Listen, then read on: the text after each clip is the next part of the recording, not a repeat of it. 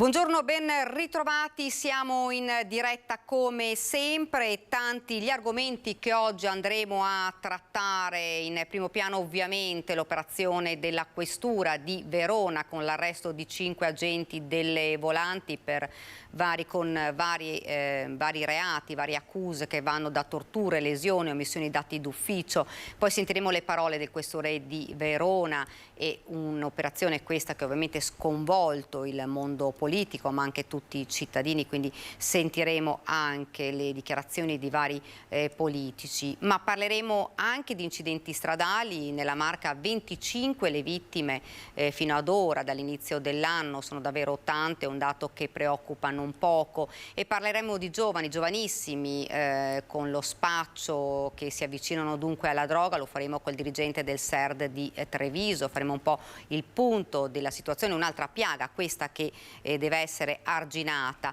E poi insomma è arrivata l'estate, per cui c'è l'associazione, ci sono varie associazioni di animali che chiedono, insomma lanciano l'ennesimo appello perché non si abbandonino i propri animali, i cani, i gatti, qualsiasi animale, perché si parte in vacanza. Dunque queste le notizie, poi ovviamente tanti collegamenti anche con le varie province, con le nostre redazioni, per fare il punto un po' delle situazioni. A Venezia un fatto di cronaca grave, perché dopo il blitz in via Piave, ne parleremo con la nostra Ilaria Marchiori, uno degli arrestati si è impiccato.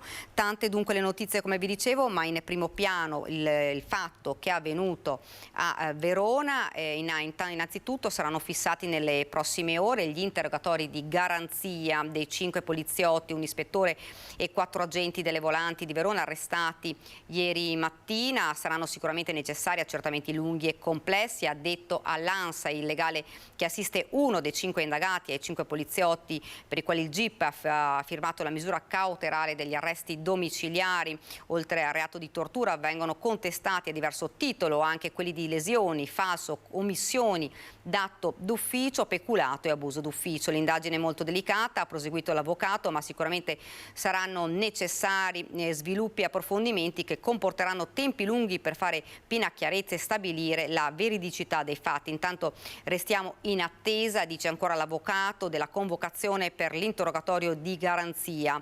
Nell'ordinanza il GIP, Livia Maghe, ha precisato che la richiesta del pubblico ministero ha riguardato anche altri indagati e altri capi di imputazione provvisoria, rispetto a quale è stata avanzata la richiesta di misura cautelare interdittiva. Il questore di Padova poi nel frattempo aveva già disposto la rimozione dagli incarichi di 23 agenti. Questa dunque la notizia di ora, e i fatti di Verona, come vi avevo anticipato, che vanno appunto dagli abusi e i soprusi che sarebbero stati compiuti dai 5 agenti della Questura, ha davvero creato non poche polemiche anche dal mondo politico. L'opposizione in Parlamento, tramite la parlamentare trevigiana Rachele Scarpa, chiede body cam e codici identificativi. Sentiamo.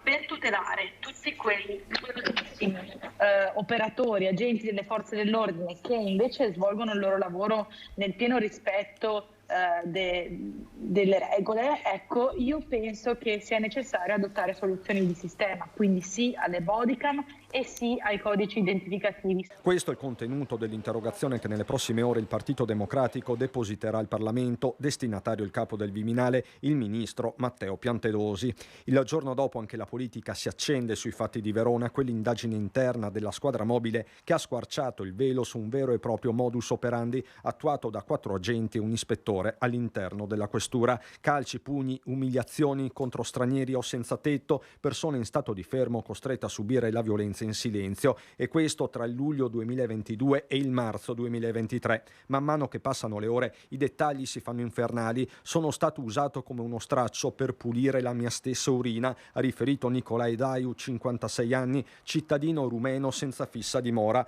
In un altro caso un agente sferrò uno schiaffo al volto di uno dei fermati, si legge nell'ordinanza, così vigoroso da fargli perdere i sensi per alcuni minuti. Stai zitto, altrimenti entro dentro e vedi cosa ti faccio, una delle frasi frasi con cui gli agenti si rivolgevano ai fermati. Non mancavano insulti razzisti e xenofobi. Gli agenti infierivano utilizzando anche lo spray al peperoncino. I 5 si trovano ora agli arresti domiciliari per effetto di un'ordinanza emessa dal GIP. Oltre al reato di tortura sono stati contestati a diverso titolo anche quelli di lesioni, falso, omissioni di atti d'ufficio, peculato e abuso d'ufficio. A livello interno erano già state prese delle misure. Gli indagati infatti erano stati trasferiti ad altri incarichi all'indomani della chiusura delle attività di indagine e quindi da alcuni mesi. L'inchiesta è partita da una semplice intercettazione in cui un agente si vantava al telefono con la fidanzata di aver messo al suo posto una persona fermata dandogli 2 schiaffi. Un vanto, si fa per dire, che si è presto trasformato in un boomerang, innescando un effetto domino sugli altri colleghi, con gli inquirenti che però sottolineano come si tratti di casi isolati e come gli anticorpi si siano sviluppati dentro la stessa questura.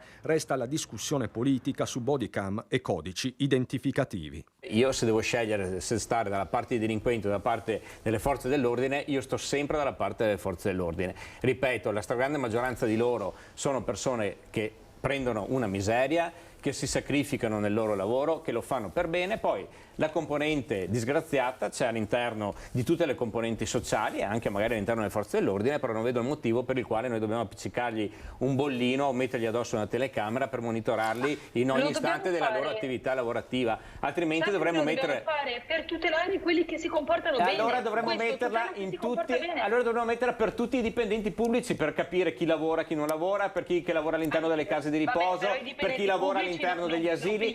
Prendiamo ogni singolo caso dove ci sono delle parti deboli e andiamo a mettergli una telecamera addosso. Il Ministro dell'Interno, nel rispetto dell'azione della magistratura, deve intervenire per far luce sui fatti di una gravità inaudita accaduti a Verona. Se questi fossero confermati avremo indagati colpevoli di aver tradito la propria funzione e rapporto fra cittadini e forze dell'ordine. Lo dichiara la deputata Dem Deborah Serracchiani, responsabile giustizia del PD, che ha presentato un'interrogazione al Ministro dell'Interno sottoscritta da molti deputati e deputate del PD. E lo avevo anticipato prima, le parole del questore di Verona, Roberto Masucci, che parla di una giornata, quella di ieri, ovviamente difficile. Vogliamo dare ai cittadini, ha detto, un segnale di fiducia. Queste le parole ha dette ai colleghi Federico Fusetti e Francesco Ratai. Sentiamo. Posso dire che è stata una giornata difficile, impegnativa anche dal punto di vista emotivo. C'è il dispiacere per vedere dei poliziotti che sono dei colleghi coinvolti in questa indagine, ma anche la determinazione di chi sa che la Polizia di Stato ancora una volta ha dimostrato di non intendere svendere la propria immagine per poca trasparenza o per reticenza, e questo è un segnale che voglio dare ai cittadini di fiducia nell'istituzione, perché pur nella sofferenza di dover indagare su propri colleghi abbiamo fatto tutto quello che era necessario con professionalità, rigore e anche con la delicatezza necessaria quando si fanno queste indagini, per mettere a disposizione dell'autorità giudiziaria tutti gli elementi necessari ad arrivare ad una verità processuale. Poi la verità processuale ci darà il responso definitivo, perché, come dico sempre, i poliziotti non sono mai al di sopra della legge, ma non sono neanche al di sotto della legge, quindi bisogna che poi le garanzie prendano il loro giusto spazio e si arrivi ad una verità, rispetto alla quale la Polizia di Stato prenderà i provvedimenti più rigorosi possibili nei confronti di coloro per i quali saranno accertate le responsabilità. Parlava di trasparenza, è anche per questo che le indagini le avete svolte voi e non qualcun altro? Sì, le abbiamo svolte noi sotto la direzione della Procura della Repubblica, che ovviamente ha dato grande fiducia alla Polizia di Stato nell'affidare a noi le indagini, e abbiamo fatto di tutto per ripagare questa fiducia, ed è quello che è stato fatto. Ripeto, non senza sofferenza, non senza difficoltà. I sindacati di polizia hanno parlato di evitare processi mediatici. Beh, questo sta nella civiltà giuridica, direi. I processi mediatici andrebbero evitati sempre, non soltanto quando si parla di poliziotti. I processi si fanno nelle aule dei tribunali e soltanto lì emergerà quella che sarà la verità. In un contesto di civiltà giuridica funziona così. In parte ha già risposto, un messaggio ai cittadini qual è? Che noi in diversi mesi, quasi 8 mesi di indagine, abbiamo accertato 7 episodi di illegalità, ma durante quei mesi gli interventi che hanno visto i poliziotti protagonisti nel servizio ai cittadini sono centinaia. Quindi la Polizia di Stato vera è quella che si mette al servizio dei cittadini, al fianco dei più deboli, anche mettendoci del suo, oltre il dovere che impone il giuramento che tutti quanti noi abbiamo fatto. Ultima cosa, anche qui aveva già in parte risposto, il coinvolgimento emotivo insomma c'è stato da parte dei suoi colleghi, che sensazione si prova? Io sono un poliziotto che ha la responsabilità della Polizia di Verona e quindi l'ho vissuta con grande sofferenza questa giornata. E è stato difficile, ma sono consapevole che è stato necessario che io ci fossi, che ci mettessi la faccia e che ci mettessi la responsabilità da poliziotto che ha la responsabilità di altri poliziotti. Ovviamente continuiamo a parlare di questa vicenda nel corso dei nostri telegiornali di questa sera del Veneto a partire dalle 18:30. Ed ora invece andiamo a Treviso, un altro argomento che sicuramente interessa molti cittadini riguarda gli aumenti della MOM e ne parliamo perché la vedo già sul nostro schermo con la nostra Anna De Roberto. Anna, buongiorno. Sì, buongiorno Daniela, a te telespettatori, siamo qui nella sede di MOM, via Polveriera, con il presidente Giacomo Colladon. La notizia che di fatto è stata deliberata ieri, un aumento di 50 centesimi nel ticket, nel biglietto del trasporto pubblico dal 1° di luglio, salire in autobus per 100 minuti, lo ricordiamo, quindi insomma non è un'ora ma sono 100 minuti, però costerà 2 euro.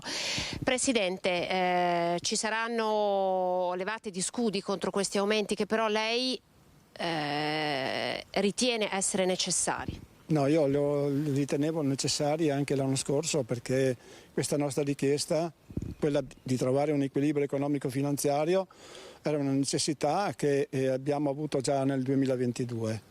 L'abbiamo spostata d'accordo anche con l'ente di governo e adesso è arrivato il momento. Gli aumenti che noi abbiamo subito nell'anno 2022, soprattutto per i costi di trazione, l'abbiamo detto 1000 volte, superano i 3,5 milioni e quindi per avere un equilibrio economico-finanziario avevamo l'unica possibilità, era quella di agire sulle tariffe. Noi abbiamo un altro filone importante che è il Fondo Nazionale Trasporti, ma questo non dipende da noi e quindi questo era l'unico modo. Siamo intervenuti anche ovviamente nella riduzione dei costi, ma questo non era sufficiente. Quindi lei dice che questi aumenti in realtà avremmo dovuto imporli già l'anno scorso, ma l'anno scorso i rincari anche per i contribuenti sono stati tanti, abbiamo tirato la cinghia, oggi non è più possibile procrastinare questo tipo di intervento. È stato deliberato ieri, chi c'era seduto al tavolo? Beh, c'erano l'ente di governo, che ricordo essere la provincia di Treviso, il comune di Treviso, il comune di Asolo, il comune di Montebelluna, il comune di Conegliano, che sono gli enti concessionari, il comune di Vittorio Veneto anche. Quindi abbiamo deciso, io ho portato questa proposta, una proposta che ritengo giusta, nel senso che riguarda l'inflazione che dall'anno scorso voi sapete che in pochi mesi è schizzata a livelli improponibili, ingestibili e quindi per avere un equilibrio anche nella nostra azienda l'unico modo per raggiungerlo è quello di avere un incremento dei ricavi e l'unica possibilità è quella di agire sulle tariffe. Allora il biglietto passa da 1,52 euro, il carnet passa da 8 a 11 euro, gli aumenti forse che si sentiranno di più saranno quelli degli abbonamenti. Ma devo anche dire un'altra cosa, allora noi siamo l'unica realtà a livello veneto ma anche a livello nazionale dove l'abbonamento extraurbano vale anche sull'urbano, quindi non ci sono due tipologie di abbonamenti e questa è una cosa importante. Poi ricordo anche il bonus trasporti, noi abbiamo circa l'80% di abbonati che sono studenti.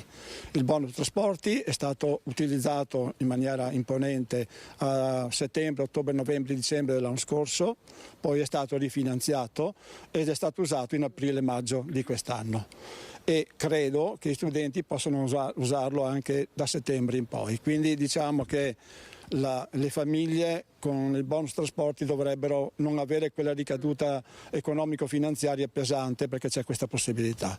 E ricordo ancora che per quanto riguarda i lavoratori la provincia ha aveva un bando, adesso non so se sia scaduto, di un aiuto sul 50% del costo dell'abbonamento. Quindi il 92% degli abbonati di MOM in qualche modo erano aiutati sull'acquisto dell'abbonamento. Quindi un aiuto insomma in qualche modo è possibile. Tra l'altro ovviamente oltre ai rincari, Daniela, uno dei grandi temi di cui noi ci siamo occupati per quanto riguarda il trasporto pubblico era la mancanza di autisti, la carenza di personale, quindi voi avete passato mesi davvero difficili. Lei ci diceva siamo in via di risoluzione anche di questo problema. Siamo in via di risoluzione anche di questo problema. Ricordo che qualche tempo fa abbiamo messo in piedi un'Academy insieme con Umana e con il CAT, che è il Consorzio Autoscuole Trevisane, e i primi 15 stanno acquisendo la patente. Tra qualche giorno faranno l'esame pratico e quindi potranno poi essere assunti da MOM e quindi fare gli autisti, e questo è il primo passo importante. Abbiamo una seconda Academy in Conegliano e Vittorio Veneto di altri 20 soggetti e quindi stiamo con questo sistema risolvendo un problema che ci ha messo in difficoltà circa un anno fa. Il secondo problema va risolto con gli aumenti. Allora, aumenti che scatteranno, lo ricordo, 1° di luglio. Dalla sede di MOM di Treviso io restituirei la linea allo studio.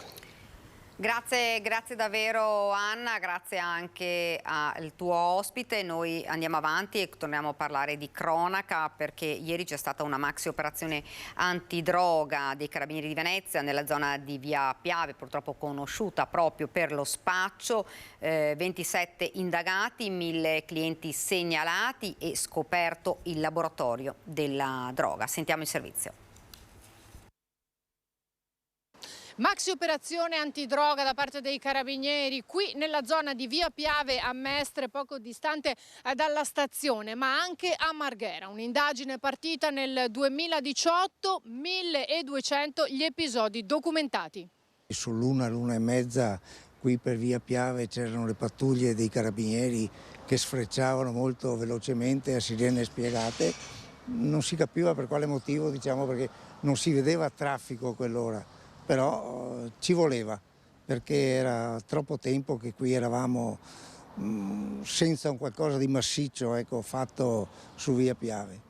27 le persone indagate non solo in terraferma ma anche nelle zone di Padova, Treviso, Udine, Belluno e Pordenone, tutte ritenute responsabili di attività di detenzione e spaccio di stupefacenti. Segnalati alla prefettura circa 1000 consumatori che arrivavano a Mestre da tutto il nord-est. La lunga indagine eseguita dalla sezione operativa della Compagnia di Mestre, iniziata nell'ottobre 2018, si è conclusa dopo 4 anni. Tutto è partito dall'arresto di un 42enne tunisino trovato con 300 grammi di eroina. Poi la scoperta nel 2019 di un laboratorio clandestino col conseguente arresto di 3 persone di origine albanese e sequestro del materiale.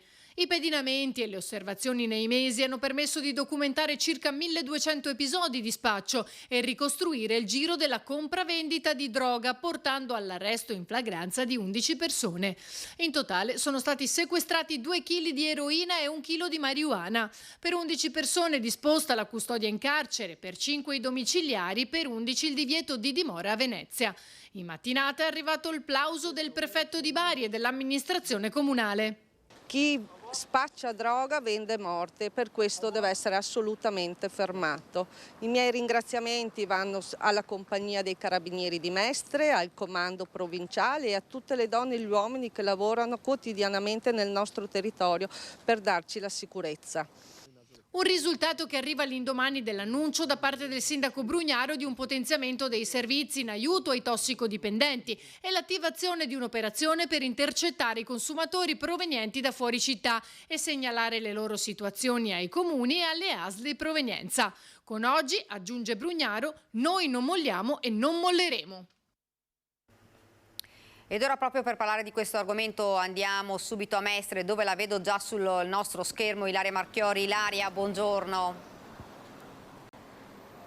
Sì, buongiorno Daniela, buongiorno ai nostri telespettatori. Purtroppo dopo questa notizia dei 27 indagati di questo blitz in Via Piave che vedete in lontananza alle mie spalle da parte dei Carabinieri, una persona, un detenuto tunisino di 39 anni si è tolto la vita in carcere impiccandosi. In realtà lui era in semilibertà, lavorava per una cooperativa da circa 6 mesi, dallo scorso novembre, la cooperativa Il Cerchio, e tra l'altro l'altro questa mattina sono riuscita a parlare con la responsabile che l'ha definito il dipendente che ogni datore di lavoro vorrebbe avere, un dipendente modello che ce la metteva tutta, che non aveva problemi con i colleghi. Mi hanno riferito, poi la versione integrale dell'intervista la sentiremo questa sera nel corso del nostro telegiornale, e che voleva ricominciare il sogno di ripartire con una vita normale. Invece poi gli è arrivata questa notizia che sarebbe tornato definitivamente in carcere, non ce l'ha fatta, una telefonata disperata alla moglie, dopodiché si è tolto la vita. La moglie ha cercato in tutti i modi di avvisare, di contattare il carcere, ma non ci sarebbe riuscita in tempo, e quindi poi è stato trovato senza vita, impiccato. Ieri però è stata una giornata terribile nel carcere di Santa Maria Maggiore, perché oltre a questo episodio c'era stata anche un'aggressione da parte di un detenuto a un agente penitenziario, e dopo l'episodio di questo suicidio si è temuta proprio la rivolta dei detenuti. Allora qui insieme a me c'è Franca Vanto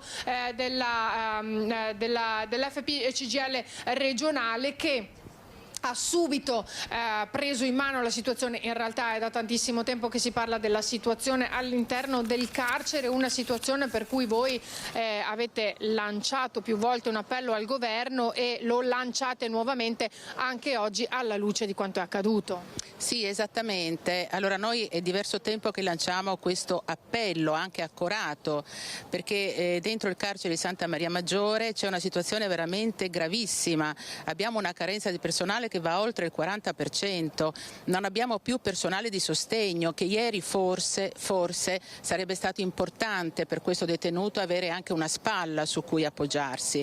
Ecco, io penso che quello che è accaduto ieri deve interrogarci tutti, ma tutti, perché non è soltanto una morte che forse solo la moglie piangerà, è una morte di una violenza che non ha pari. Allora io penso che oggi deve essere una giornata del dopo, non è più possibile assistere appunto a violenze così forti all'interno del carcere, sia riguardo i detenuti ma riguardo anche alla polizia penitenziaria. Va fatta una formazione per la polizia penitenziaria permanente, sempre, continuamente, perché il carico di lavoro e lo stress che c'è all'interno di un carcere forse non ha pari, credetemi. Io adesso c'è in programma il 23 giugno un'altra visita a Santa Maria Maggiore che facciamo sempre, costantemente, ma tutte le volte diciamo sempre le stesse cose: spazi inadeguati, poca formazione, personale che più delle volte come ieri si è visto. Io ero in diretta con Santa Maria Maggiore, che si temeva veramente una rivolta, ma che diventasse ancora più grave di quanto era accaduto. Ecco, io penso che quello che è successo ieri non debba più accadere. Allora deve essere la forza politica, in questo caso il governo, che investa di più sulla assunzione di personale, sulla formazione e sulla ristrutturazione di quegli ambienti, che sono anni che chiediamo una seria ed adeguata ristrutturazione. Non si può morire così dentro un carcere, non si può, assolutamente. E io spero tanto che quella persona che era appunto brava, dedita al lavoro e che aveva un sogno nel cassetto, quel sogno si è spezzato ieri, gli è caduto il mondo addosso e non ha avuto nessuna spalla su cui poter piangere. Grazie. Ecco, grazie a Franca Vanto. Questo è un appello che dalla CGIL, ma non solo, arriva qui oggi, ma che ormai sentiamo ripetere da troppo tempo. Quindi anche in questo caso il governo, il Ministero della Giustizia dovrebbe intervenire, come più e più volte è stato richiesto da più parti anche politiche. Qui da Mestre è tutto, ringrazio la nostra ospite Franca Vanto, restituisco la linea allo studio. Grazie davvero a Ilaria Marchiori, e noi continuiamo a parlare di questa operazione, di questo blitz in via Piave, perché era un blitz comunque richiesto anche dai cittadini, perché purtroppo in quella zona, insomma, lo spaccio era ormai diventato un problema davvero anche pericoloso per i residenti, e più volte avevano lanciato l'appello. Dunque soddisfatti sì, ma non troppo, dicono, perché il fenomeno si sposterà, dicono i cittadini, altrove, e per poi ripresentarsi in questa zona tra qualche tempo. Sentiamoli. No, non sono contenta. Perché non ne andiamo più fuori? Secondo lei non cambia niente? Speriamo, perché lo spero, visto che ci vivo. Adesso ci sono non solo spaccio, ci sono purtroppo tutti questi che si drogano, che si fanno, e giovani e italiani. Però come dubbi, perché ho visto che si appoggiano anche ai bar, quelli che sono lì a metà di via Piave. Uno gestito dai cinesi, uno gestito dai africani. Poi quello cinesi diverse volte sono andati cani poliziotto antidroga. Una sera c'erano addirittura, una settimana fa, 2 macchine carabinieri e una macchina dei poliziotti della questura. Secondo lei cambia poco? Vuole che cambi. Non so se è sufficiente, capito, il discorso questo, perché qua si vede sempre gente non per bene. E certamente ci voleva. E continuiamo ora con la cronaca, andiamo a Padova perché è in corso in tribunale il processo nei confronti di un agente di polizia che avrebbe abusato della sua posizione per accedere alle banche dati per fini personali. Era entrato nella banca dati SD per verificare l'esistenza di episodi penalmente rilevanti su 2 donne, una era un avvocato, con cui aveva in corso una relazione. Con l'accusa di accesso abusivo al sistema informatico e rivelazione di segreti d'ufficio è finito nei guai un agente di polizia, un 47enne padovano, all'epoca dei fatti in servizio alla Digos, accusato anche di aver rivelato alla professionista l'esistenza di un'indagine in cui sarebbe stata coinvolta. Il processo in corso è stato aggiornato a fine ottobre. Nel frattempo la difesa ha sostenuto che dell'accesso alla banca dati era stato informato il superiore dell'agente. Rimaniamo a Padova, il bambino di appena 3 mesi investito ed ucciso in via del Plebiscito a Padova mentre attraversava sulle strisce pedonali la strada con la mamma. L'investitore ha patteggiato in tribunale, una condanna a 1 anno. Mi dispiace. L'unica cosa che ti dico, mi dispiace. Mi dispiace. Non hai niente da dire. Mi dispiace. 30 marzo 2022, al telefono Idris, il papà di Anas Zidan, 3 mesi appena, piange tutta la disperazione per la morte del suo figlio più piccolo. Erano le 16 del 28 marzo quando il bambino in carrozzina era stato investito da un'auto mentre con la mamma Fatima andava a prendere il fratellino più grande a scuola sulle strisce pedonali in via del Plebiscito. Un impatto violentissimo che non aveva lasciato scampo al bambino. A guidare l'auto un 45enne marocchino che si era subito fermato a prestare i primi soccorsi. L'uomo, che vive a Vigonovo, non si è mai dato pace per quanto accaduto. Indagato per omicidio stradale, ieri ha patteggiato davanti al GIP del Tribunale di Padova una condanna a 1 anno e 4 giorni, pena sospesa. Numerose le attenuanti in suo favore. Il 45enne stava tornando a casa dal lavoro, non aveva bevuto, stava rispettando i limiti di velocità. Agli investigatori della polizia stradale, disperato, aveva detto di non aver visto la mamma e il bambino. Un orso bruno è stato avvistato a fine maggio in Veneto sulle prealpi trevigiane ed è stato ritratto da una fototrappola sopra l'abitato di Sonogo nel comune di Fregona. L'avvistamento risale al 27 maggio scorso, poco prima delle 19, sul sentiero che sale al Monte Pizzoc su un terreno privato lontano dalle case. L'orso è stato visto muoversi tra la vegetazione, fermarsi e annusare il suolo, forse alla ricerca di cibo per poco tempo, quindi è uscito dall'inquadratura dell'apparecchio rilevatore. La scoperta è stata fatta dai cacciatori del comprensorio alpino 34 di Fregona che utilizzano l'apparecchio per la caccia al cinghiale e che hanno informato il sindaco Patrizio Chies. Sul posto sono intervenuti i carabinieri forestali di Vittorio Veneto e i servizi forestali regionali per controlli che sono proseguiti fino a martedì 6 giugno. L'orso ha fatto perdere poi le tracce. Il primo cittadino rassicura i residenti un passaggio isolato. Ed ora ci fermiamo, qualche istante di pubblicità, poi torneremo in studio e come vi avevo anticipato parleremo di incidenti stradali, 25 le vittime da inizio anno nella Marca. Pubblicità.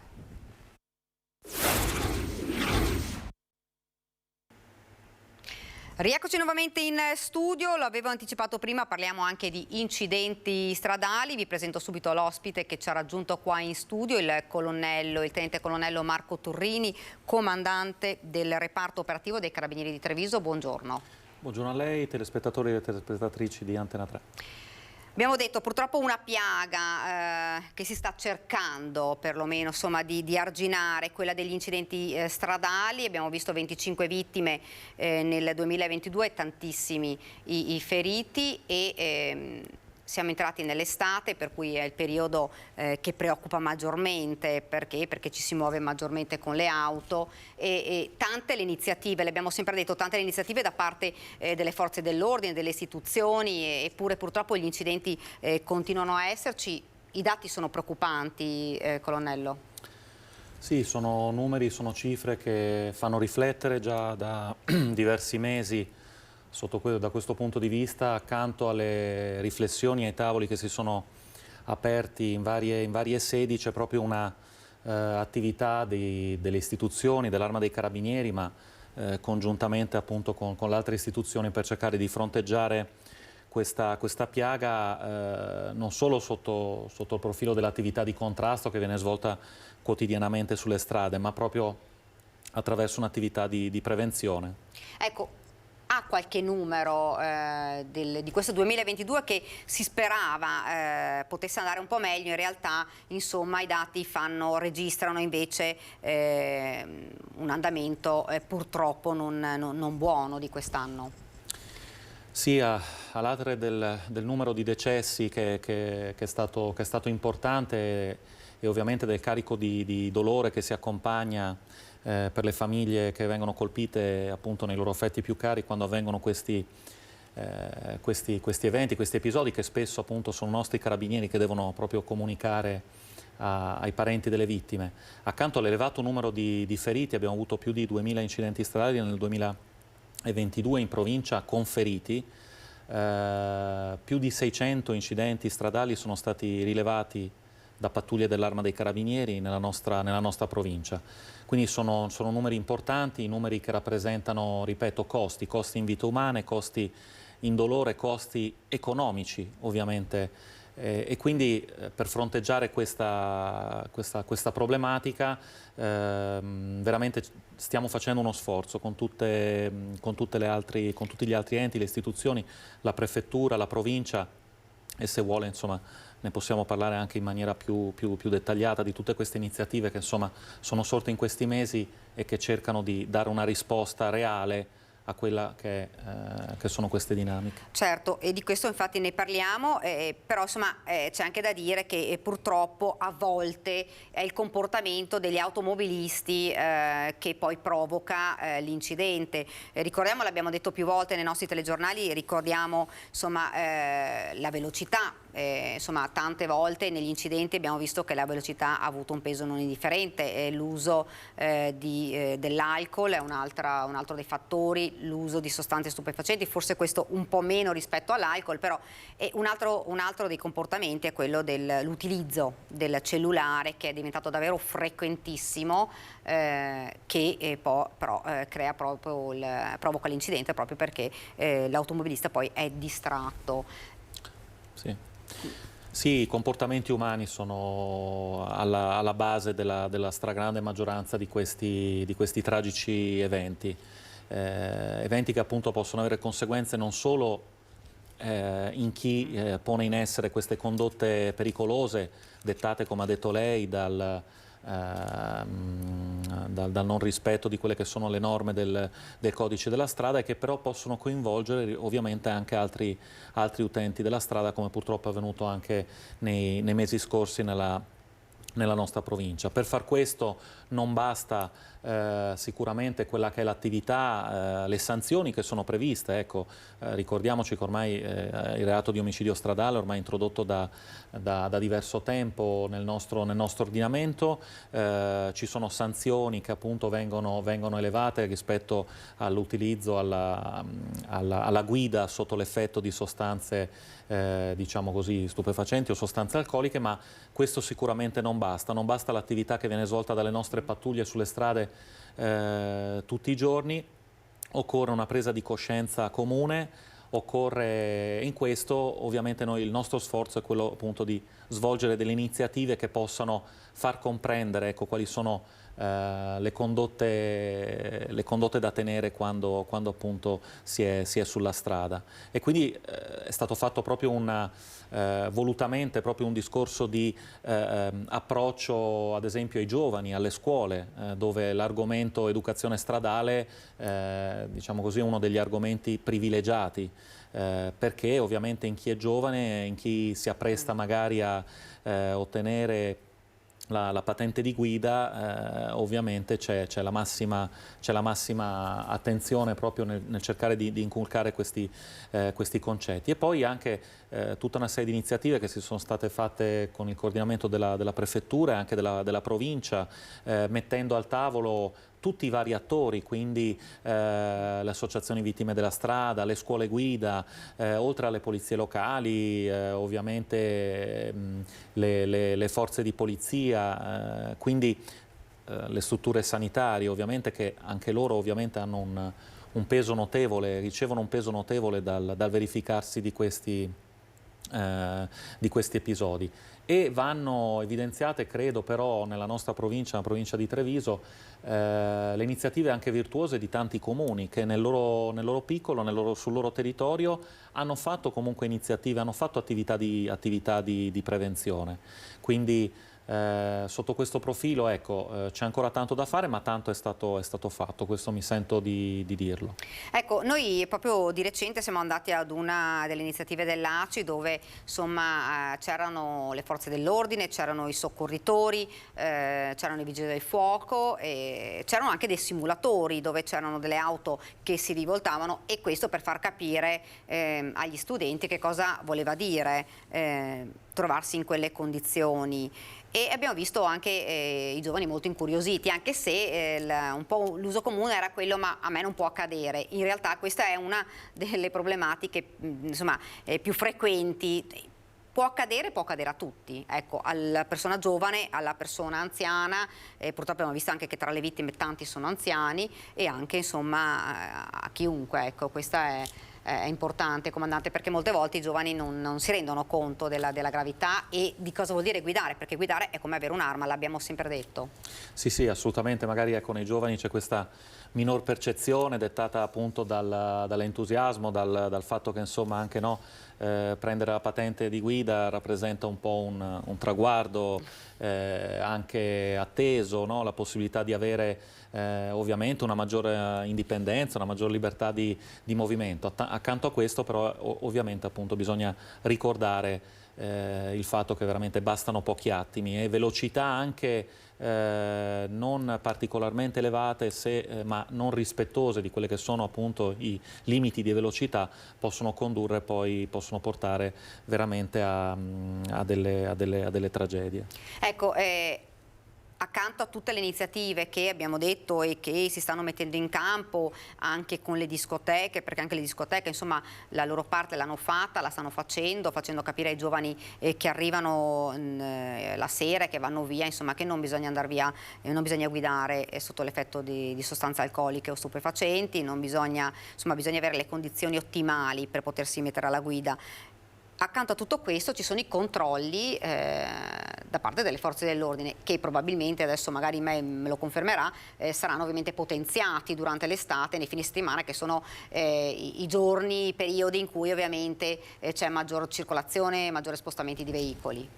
Sì, certo, cerchiamo di orientare la nostra attività in quelli che sono ovviamente gli orari e i giorni anche ritenuti maggiormente a rischio, con l'approssimarsi dei periodi di vacanze estive. Assisteremo a una maggior mobilità, il Veneto è la prima regione turistica d'Italia, quindi è giusto che sia così, che il nostro territorio ovviamente sia visitato, però è chiaro che il nostro impegno da questo punto di vista è importante appunto non solo nelle cosiddette giornate di bollino nero, però ecco, questo ci tengo a dirlo, ma è importante tutti i giorni tutti i giorni della settimana. È chiaro che nel momento in cui negli orari serali, quindi dove c'è una minor luminosità e quindi maggiori difficoltà, oppure in giorni della settimana dove si assiste a movimenti maggiori, lì il nostro sforzo è ancora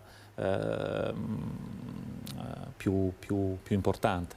Ecco, e una domanda che mi verrebbe è i giovani una volta fermati, insomma, perché poi ricordiamo che quando poi accade un incidente, fra l'altro grave o addirittura mortale, insomma, l'abbiamo detto prima, le pene sono molto più severe, c'è l'omicidio stradale, insomma ci si rovina anche la vita, ecco, dobbiamo dirlo, non è che oltre che si rovina la vita e si distrugge la vita di altre persone, e si rovina anche la propria vita qualora poi non ci si ferisca, ecco.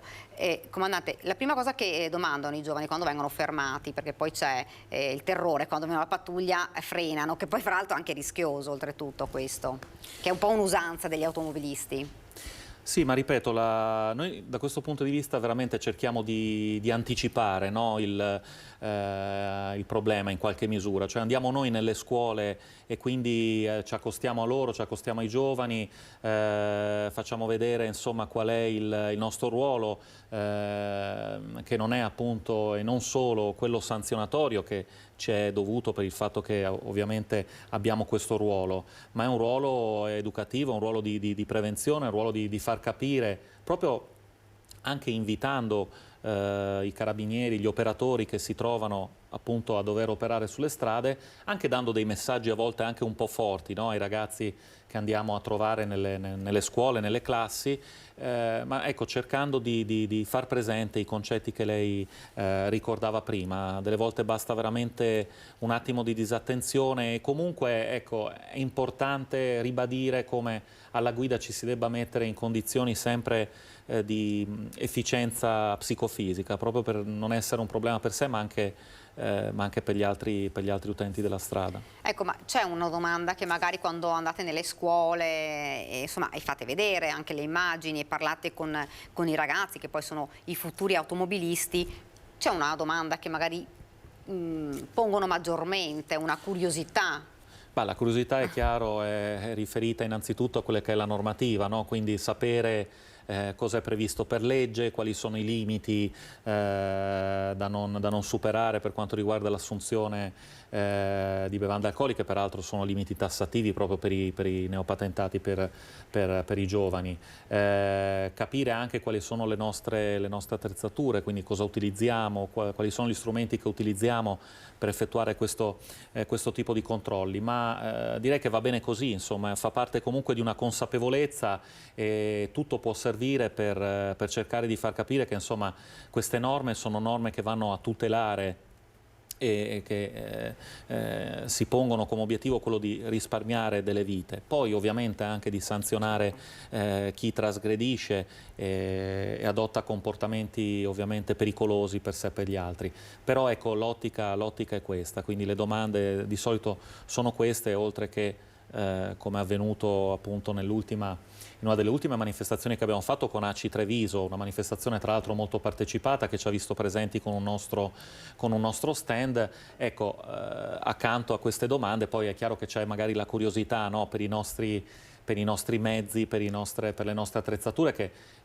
ovviamente vengono utilizzate proprio per cercare di facilitare al massimo i nostri operatori che spesso, mi consenta di dirlo, operano in condizioni veramente difficili, condizioni meteorologiche avverse. E poi si trovano, ecco, a dover affrontare anche molto spesso così l'incontro con i parenti, l'incontro con chi ha subito queste perdite, quindi ci troviamo anche a dover affrontare questi momenti che non sono sicuramente momenti semplici per l'operatore di polizia. Questo assolutamente, comandante. Fra l'altro proprio in quell'iniziativa, lo ricordava lei, i giovani erano proprio attirati, incuriositi dalle auto, dalle moto, dalle lampeggianti, dalle sirene, insomma anche dal salire nell'auto, tutti davanti perché dietro non volevano sedersi ed erano incuriositi a capire come si utilizzavano certe attrezzature. Quindi insomma i giovani sono interessati anche a questo. L'importante è che veicolare un messaggio che è quello di davvero di prestare la massima attenzione quando si va sulla strada, perché l'abbiamo detto, lo ripetiamo 1000 volte, guidare è veramente avere un'arma in mano. L'impatto con un altro veicolo a qualsiasi velocità può essere davvero devastante. Sì, assolutamente. Poi diciamo, ecco, anche da un punto di vista, mi permetto di dire, culturale, ce l'hanno insegnato un pochino in questo le associazioni appunto delle vittime della strada, di genitori, di ragazzi che hanno perso la vita. È anche importante cominciare, già lo si sta facendo, a cercare di modificare proprio anche il linguaggio con cui si parla di questi episodi, perché il termine incidente può significare quasi qualcosa di ineluttabile, imprevisto, e così non è. Ecco, gli anglosassoni usano un termine più duro, che è scontro, no?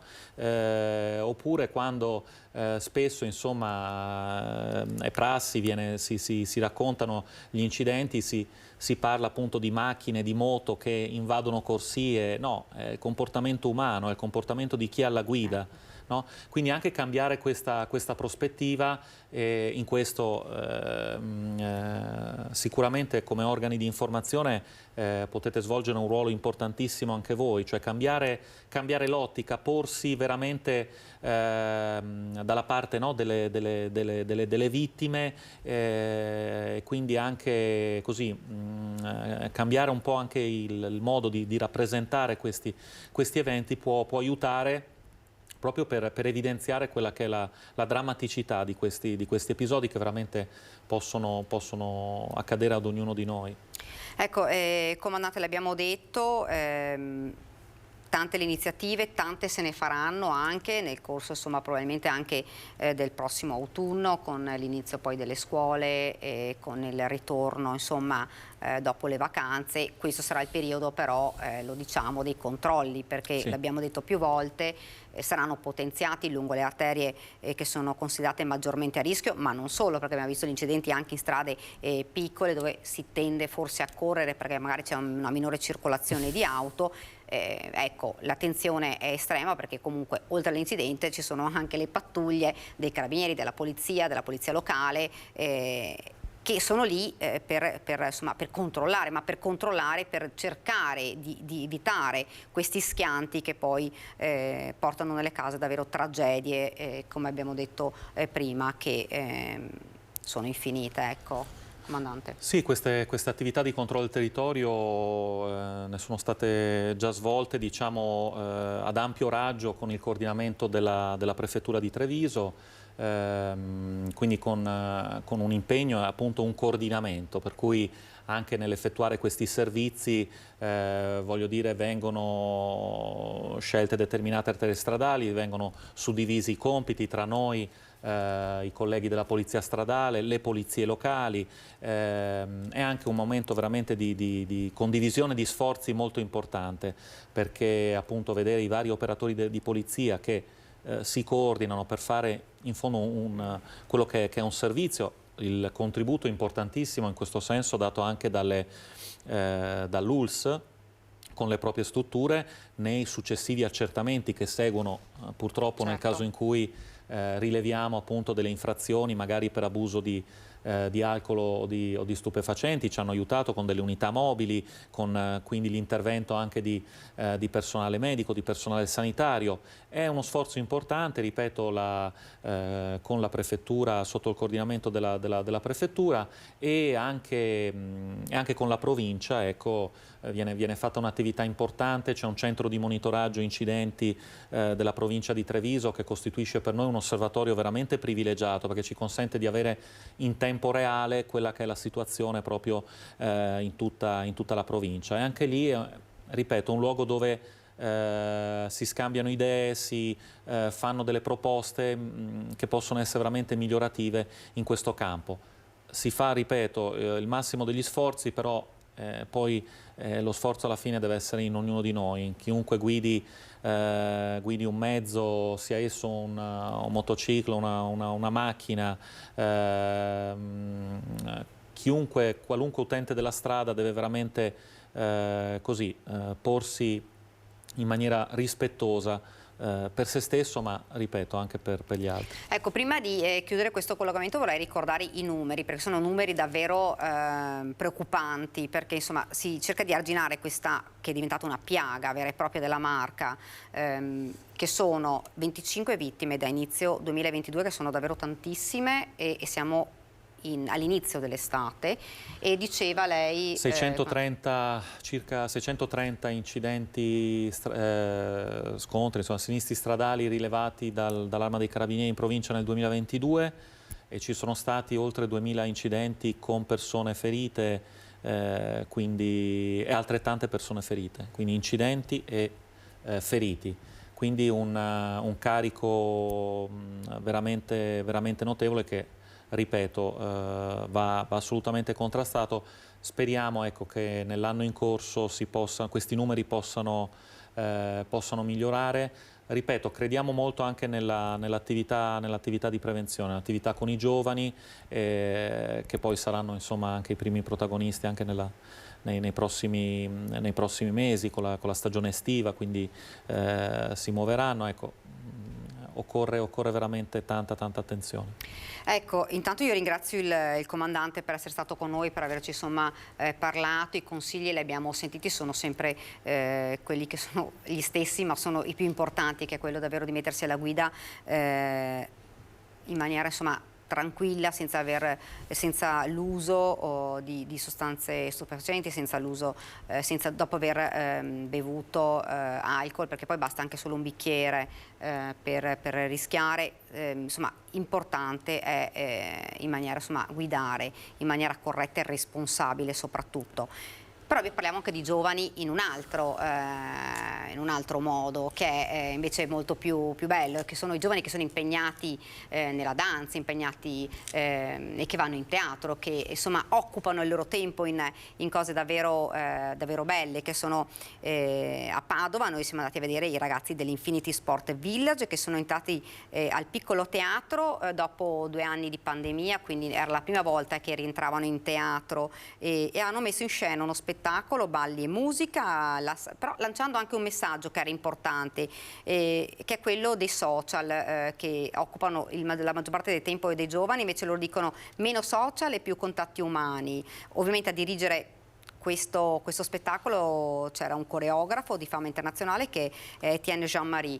Vediamo il servizio. Io intanto ringrazio il colonnello davvero per essere stato con noi. Speriamo di poterlo avere ancora qui in redazione per parlare anche di altri argomenti. Ce ne sono davvero ancora tanti. È importante avere i loro consigli un po' in tutto, dagli incidenti ai furti agli scippi. Insomma, i loro consigli sono sempre ben accetti e importanti. Grazie comandante. Grazie a voi per l'opportunità. Vediamo il servizio. Dunque, eccolo qui.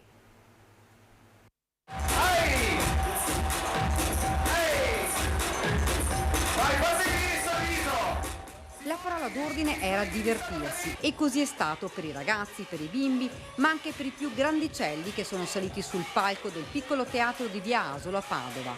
Ma dietro la musica, ai balli, un messaggio più che mai attuale, diretto proprio ai giovani, meno social e più contatti umani. Hanno provato tutto il giorno sotto la guida esperta di Etienne Jean-Marie. Sono molto felice per loro, perché finalmente dopo questi anni di congiura e assenza proprio da tutti i palchi, finalmente loro affrontano il primo vero palco in teatro, quindi dopo veramente tanto, è il loro primo show in teatro tra l'altro, quindi sono proprio felice per questi ragazzi giovani che avevano proprio bisogno di una ventata di aria fresca e di spirito veramente di allegria, di ballo, di spettacolo, di show.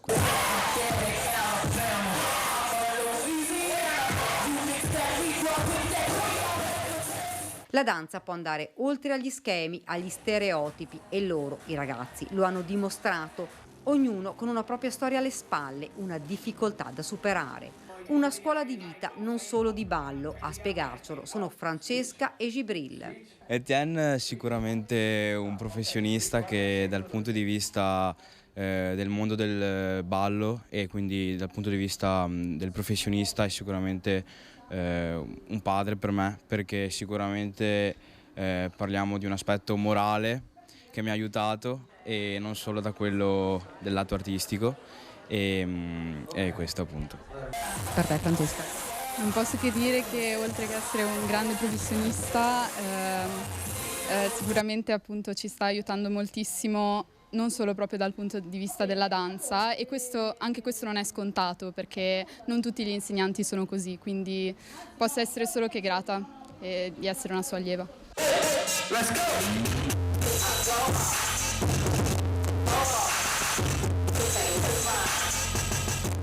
Alla fine tutti insieme hanno salutato il pubblico numeroso con la convinzione che questa sera sono riusciti ad arrivare a tutti con un messaggio semplice: insieme si può, non bisogna mollare mai.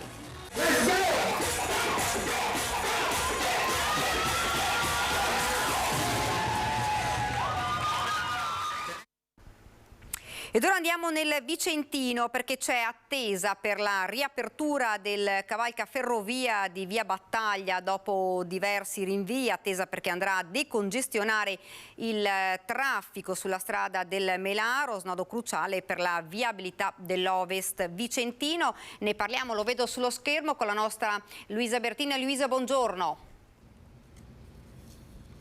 Sì, buongiorno a voi, buongiorno ai nostri telespettatori. Siamo in compagnia del sindaco di Montecchio Maggiore, Gianfranco Trapula, perché alle nostre spalle c'è un'opera importante che riguarda i lavori TAV. Parliamo del cavalcaferrovia di Via Battaglia ad Alte Ceccato, che è prossimo alla riapertura e che è una delle opere funzionali alla TAV, la prima nel Vicentino che viene conclusa. Sì, diciamo che è la prima di una certa importanza. Quest'opera qua è molto importante per Montecchio Maggiore e per tutto l'Ovest Vicentino, perché questo cavalcaferrovia fa in modo di collegare praticamente tutto l'Ovest Vicentino, perché c'è un crocevia importantissimo che è l'uscita dell'attuale casello dell'autostrada.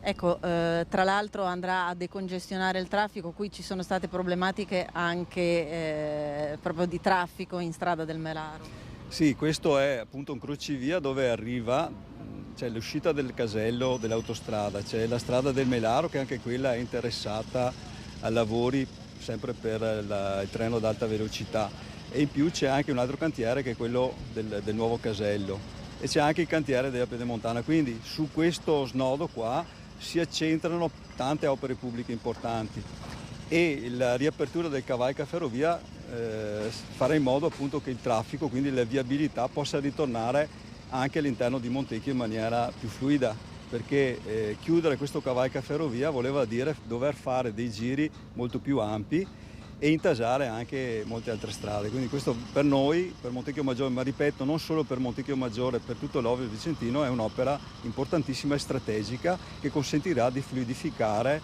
il traffico che adesso insomma è parecchio caotico. Ecco, parliamo dei lavori, saranno terminati nell'arco di 2 giorni, ancora la data per l'inaugurazione, quindi per il passaggio dei veicoli è incerta, però si presuppone la prossima settimana. Quali sono le date? Sì, allora il passaggio degli autoveicoli sarà tra qualche giorno, la fine lavori dovrebbe essere confermato, ma ormai lo è prevista per il 10 di questo mese, quindi tra sabato prossimo. E siamo molto contenti di questo perché hanno mantenuto gli impegni che avevano preso, cioè si erano veramente dichiarati che la fine lavori sarebbe stata il 10 di giugno.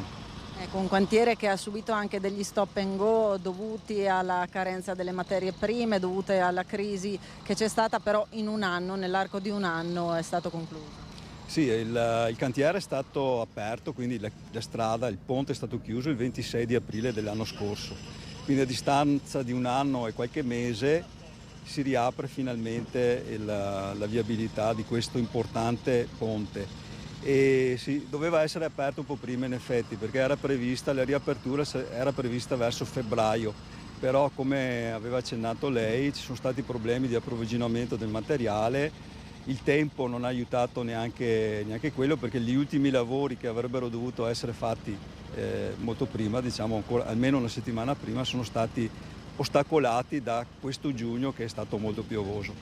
Però al di là di questo dobbiamo dire che finalmente vediamo l'opera che è conclusa, quindi io sono particolarmente contento per i miei cittadini soprattutto, perché quelli che devono andare a lavorare da una parte all'altra del ponte non devono più fare un giro che comportava 3 km di più, ma soprattutto un traffico elevatissimo, quindi per fare questa poca strada ci vuole veramente un quarto d'ora, 20 minuti, questo è veramente importante. Ecco, io ringrazio il sindaco Trappola e restituisco a voi la linea allo studio. Grazie davvero a Luisa Bertini. Ora ci spostiamo invece a Bassano per parlare di pedonalizzazione del centro. Lo facciamo con la nostra Vanessa Banzato. Vanessa, buongiorno. Sì, buongiorno, ci troviamo proprio nel cuore di Bassano del Grappa, perché è in discussione questa possibilità di pedonalizzare il centro storico. Mi trovo assieme al presidente del comitato degli esercenti, dei baristi di Bassano del Grappa, Gino Brunello.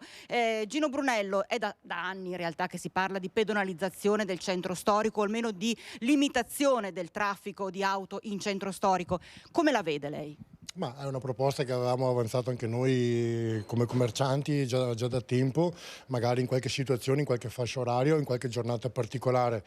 È una cosa che sarebbe da un certo punto di vista anche carina, bella da attuare, ma è veramente a volte improponibile per giustamente troppi residenti e troppi parcheggi privati che ci sono in centro storico. Semmai dice bisognerebbe cercare di studiarla, permettendo ai vari residenti o esercenti o commercianti, insomma chi ha bisogno di recarsi nella propria attività o a casa, di entrare senza problemi con l'auto e limitarla magari ai turisti. Sicuramente è stata una cosa che avevamo pensato e come ripeto il problema è far capire in certe fasce di orario che magari il residente può lasciare fuori la macchina, diventa comunque una cosa difficoltosa. Si sperava di riuscire a farlo almeno in qualche giornata magari di affollamento molto particolare, può essere anche un weekend, un sabato e una domenica o solo la domenica pomeriggio. Insomma adesso l'importante è che se ne discuta e magari in qualche soluzione si trova insieme. Magari attuare nel periodo proprio estivo, visto che tra l'altro abbiamo visto anche in questa giornata tantissimi turisti girare per il centro di Bassano, approfittare magari proprio di questo lasso di tempo estivo. Sicuramente nel periodo estivo, tra l'altro negli ultimi anni, sicuramente post-Covid l'aumento del turismo è evidente anche a Bassano, perciò in qualche soluzione si deve sicuramente cercare di trovare o almeno sedersi e provare a trovarla insieme la soluzione. Poi se viene meglio, se non viene ma c'è fiducia. Senta, è positivo il fatto che ci sia un intero comitato di quartiere che ha proposto questa cosa, quindi nel senso proprio un dialogo che parte dalla cittadinanza, da chi è direttamente interessato. Sicuramente è una forza in più che abbiamo anche noi commercianti per affrontare questo discorso. Tra l'altro col nuovo comitato di quartiere sono molto ben disposti anche a ragionare su queste cose, siamo già abbastanza in sintonia su molte cose e questa è una delle cose che stiamo cercando di affrontare anche insieme. Quindi vedremo insomma se nelle prossime settimane, nei prossimi mesi cambierà qualcosa. Io ringrazio Gino Brunello e ricedo la linea allo studio. Grazie davvero a Vanessa Banzato. Noi andiamo avanti ora e parliamo anche di un altro argomento che è quello degli anziani in una Marca che insomma diventa sempre più anziana. Sentiamo quali sono i progetti, le iniziative a favore insomma proprio degli ultra ottantenni. Lo facciamo insieme alle due ospiti che ci hanno raggiunto in studio. Sono Paola Roma, presidente della conferenza dei sindaci del Luce 2. Buongiorno. Buongiorno Daniela, buongiorno a tutti. E Anna Rita Contessotto della CGIL. Buongiorno Daniela, buongiorno a tutti. Buongiorno. Partiamo dal fatto insomma che l'abbiamo detto più volte, la Marca sta diventando un po' sempre più anziana, sempre più alto il numero degli ultraottantenni e quindi tante le iniziative, tanti progetti insomma da mettere in cantiere proprio per dare sostegno, per aiutare queste persone. Certamente siamo partiti proprio da un'indagine sulla popolazione anziana e questa è stata resa possibile in un lavoro di squadra tra l'azienda sanitaria, in particolare l'ufficio epidemiologia e unitamente a tutti quei volontari volontari che all'interno della nostra provincia si sono messi a disposizione dei comuni, perché questa iniziativa è stata adottata appunto all'interno della conferenza dei sindaci, volontari assieme ovviamente alla parte dell'azienda sanitaria, le nostre assistenti sociali, gli assistenti sociali dell'azienda sanitaria e appunto anche la parte dei sindacati. Un lavoro che ci ha permesso di fare un'indagine su tutta la popolazione trevigiana attraverso l'indagine Passi d'Argento, un'indagine che abbiamo inserito all'interno dei piani di zona dei servizi sociali della nostra azienda sanitaria e che ha permesso con delle semplici domande di entrare in casa delle persone attraverso i volontari e di percepire intanto la loro situazione anche familiare, legata ovviamente anche a quelli piccoli ostacoli che hanno all'interno della casa, che può essere il gradino, piuttosto quei fattori di inciampo. Dall'altra parte invece come viene percepita da parte della persona anziana il suo stile di vita, la necessità di rivolgersi agli altri, da chi è la rete a cui si rivolge, e su questo diciamo ci sono state diverse espressioni a partire da prima alla famiglia, poi in fase successiva sicuramente ai vicini, sicuramente alle amministrazioni attraverso i servizi sociali, ma poi anche a quell'importante motore che è il volontariato, perché diventa fondamentale per tantissime delle cose che loro hanno denotato, nel recarsi per esempio a fare delle visite mediche piuttosto che avere quei momenti di socialità ovviamente all'interno della propria comunità. Sicuramente ci ha aiutato anche a dare uno spaccato rispetto a quali sono le loro necessità, quindi più una necessità di un soggetto che sì, a 65 anni viene declinata come età, ma abbiamo persone che ovviamente possiamo vedere fare attività sportiva ed arrivare a determinati anche livelli anche all'età di 70 anni e ulteriormente. Allora credo che questo spaccato ci serva anche per capire a livello di comuni, che ringrazio per aver aderito a questo, come dobbiamo muoverci all'interno delle politiche all'interno del nostro territorio, soprattutto anche formalizzando anche quelle situazioni di co-housing. Abbiamo numerose persone anziane, soprattutto di genere femminile, magari vedove, per le quali magari qualche soluzione abitativa legata al co-housing potrebbe essere una delle opportunità da mettere in campo. Dall'altra parte ovviamente tutto quello che ha a che fare con la territorialità anche dei servizi, la vicinanza rispetto ai medici di medicina generale, piuttosto che l'opportunità ovviamente di avere degli interventi anche attraverso le strutture e i centri servizi nel territorio che eroghino per loro dei servizi, e questo può essere per esempio anche legato alle semplici indagini legate alle analisi che appunto porterebbero più sul territorio ovviamente queste opportunità. Ecco, un'analisi insomma che vi ha fatto un po' capire quali sono i bisogni maggiori. Ecco, quali sono le cose che maggiormente magari richiedono, di cui hanno bisogno gli anziani? Allora, sicuramente di avere un aspetto di socialità, quindi la solitudine è un po' la situazione che è emersa in tutta questa indagine, quindi la necessità di trovare dei momenti per loro, di poter avere dei momenti di socialità come l'università della terza età, piuttosto che appunto quelle attività che possono essere svolte per esempio dai gruppi di lettura, piuttosto che dai gruppi di cammino, quindi tutte quelle iniziative legate alla prevenzione, anche legate a un'eventuale situazione di decadimento cognitivo. Dall'altra parte naturalmente anche le fragilità legate anche allo stile di vita, e quindi persone sempre più da sole, che magari sono monofamiliari, e magari anche rispetto all'alimentazione, delle situazioni anche che vanno a modificarsi, e quindi cercare di puntare anche su questo. Questo diventa fondamentale per lo stile di vita, per avere anche sotto questo aspetto un semplice indicatore che dà l'analisi che magari uno da solo in casa non punta molto a avere delle abitudini alimentari di un certo tipo. Ecco che allora diventa fondamentale anche quell'attività legata anche ai vicini di casa, alla situazione anche di co-housing, all'opportunità anche di condividere delle cose insieme, e dall'altra sicuramente anche il grado di situazione anche economica legato ovviamente a un costo della vita, a tutte quelle necessità anche nei costi delle utenze eccetera che vanno a sostenere, e quindi diciamo anche una necessità di intervenire in questo. Sicuramente il fatto che magari a 65 anni questa persona che esce magari da una situazione lavorativa e quindi entra in questa età possa diventare veramente una risorsa per la comunità, e quindi rispetto al lavoro che ha fatto portare del know-how attraverso il mondo del volontariato all'interno del nostro territorio. Questa appunto rilevazione ha fatto notare che una persona ovviamente su 5 si occupa di volontariato all'interno della nostra provincia. È un dato molto importante, perché ovviamente questo ci ha permesso di capire anche attraverso gli stessi volontari che si sono messi a disposizione come possono attraverso anche questa indagine diventare anche loro dei semplici volontari che tra virgolette aiutano a portare avanti questa progettualità, perché questa mappatura ha la necessità di continuare nei vari comuni, le interviste e la mappatura. Perché?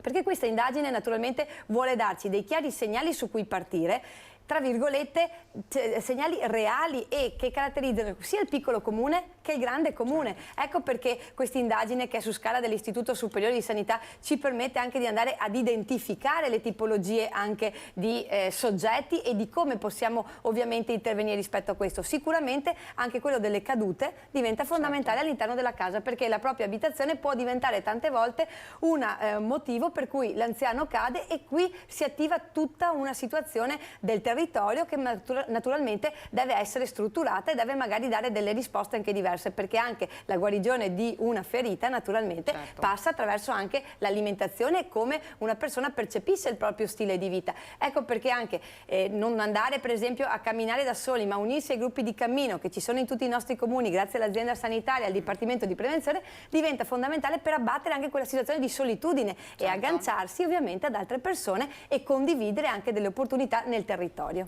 Ecco, abbiamo sempre detto, insomma, popolazione sempre più anziana, la CGIL ovviamente è sempre stata, ha sempre insomma, cercato di stare con la massima attenzione verso gli anziani, un po' in tutti gli aspetti.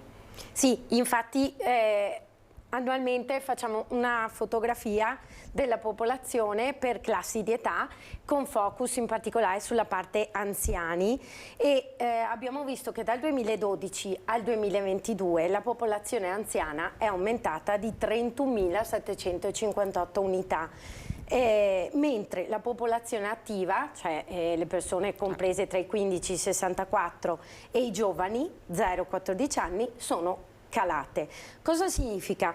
Quando abbiamo un aumento così consistente, che in 10 anni si concretizza nel 18,6%, significa che il territorio viene messo anche a dura prova e il tessuto sociale stesso deve attivarsi in strategie compensative e resilienti, e l'attività della comunità è fondamentale. Per questo anche il lavoro dell'indagine Passi, che va a ricostruire anche tutto un circuito di attività degli over 65 all'interno della comunità, come ad esempio il volontariato, va anche a compensare quel bisogno dell'anziano di assistenza che magari non trova supporto nelle famiglie, perché c'è poi tutto il problema della mancanza di cosiddetti, li chiamano i caregiver, cioè i familiari che danno aiuto all'anziano. Poi un altro indice che andiamo sempre a considerare, che ci aiuta a fare un'ulteriore fotografia di come invecchia la popolazione nel territorio, è l'indice di vecchiaia. Cosa va a misurare? Quanti anziani ci sono ogni tot giovani. E il nostro territorio ha un numero elevatissimo di indice di vecchiaia, perché alcune zone, come ad esempio il Vittoriese o anche nel Coneglianese, abbiamo 2,5 anziani ogni un giovane. Cosa significa questo? Che in questi territori c'è più bisogno di costruire un impianto di servizi sociali, sociosanitari molto più solido, e anche richiede più fondi, più personale, per l'assistenza domiciliare, per far fronte insomma alle multiproblematicità e cronicità che comportano il percorso dell'anziano. Ecco, dati insomma che fanno un po' pensare, nel senso che, come abbiamo detto prima, una marca che sta invecchiando e quindi è fondamentale mettere insomma, in cantiere davvero progetti, iniziative a favore insomma, di queste persone che sono comunque persone più fragili e con insomma, delle criticità che non sono indifferenti. Ecco. Sì, ed è fondamentale soprattutto fare uno studio del territorio di concerto con tutti i soggetti che poi vanno ad agire nel territorio, perché questo fa sì che si possano individuare le sacche di fragilità. E un indice proprio demografico che ci aiuta ad individuare queste sacche di fragilità è proprio l'indice di dipendenza strutturale. Come funziona? Va a vedere in sostanza quanto pesano i soggetti inattivi nella comunità, ovvero i giovani che sono ancora studenti, quindi 0-14 anni, e i soggetti che sono in pensione, non è che siano inattivi, però non fanno più parte del cosiddetto mondo del lavoro e quindi non hanno il carico anche fiscale. Cosa ci dà come ritorno questo indice? L'equilibrio socio-economico in cui si struttura la società.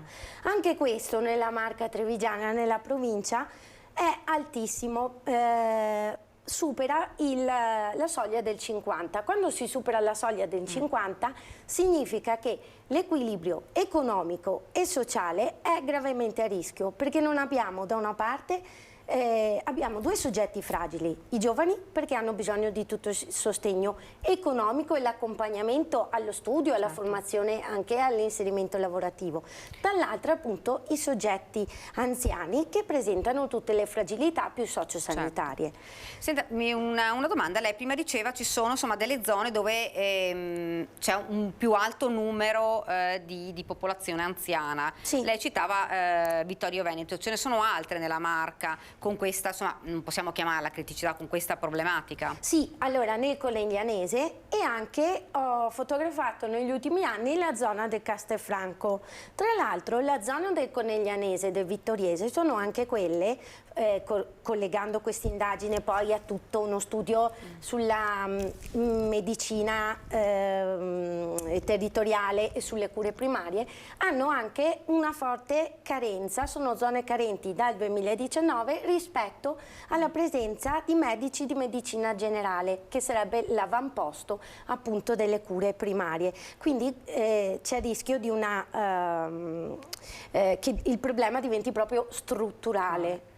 Ecco, Paola. Sì, sicuramente sulla parte delle zone carenti è una cosa importante, perché naturalmente potendo scegliere ovviamente la medicina di base, le sedi ovviamente dove poter esercitare la propria attività, è chiaro che diventa per ovviamente le realtà anche più piccole una difficoltà. Teniamo anche presente che tanti anziani, lo dicevo prima, uno dei servizi che i comuni fanno è anche quello di trasporto dell'anziano presso il medico di medicina generale, perché in tante situazioni magari c'è anche questa disponibilità, per fortuna, dell'amministrazione con i propri volontari nel portarlo, però sicuramente è una situazione che incide anche rispetto alla volontà delle persone di arrivare poi alla cura, perché ci sono anche determinati casi in cui magari o per la situazione socio-economica, come diceva prima Anna Rita, oppure proprio anche per l'impossibilità, tra virgolette, di spostarsi e l'isolamento, proprio la solitudine della persona, c'è anche una rinuncia alle cure in determinate situazioni. Quindi è su questo che, attraverso proprio anche quegli interventi strutturali che devono essere collegati alla povertà e l'inclusione sociale,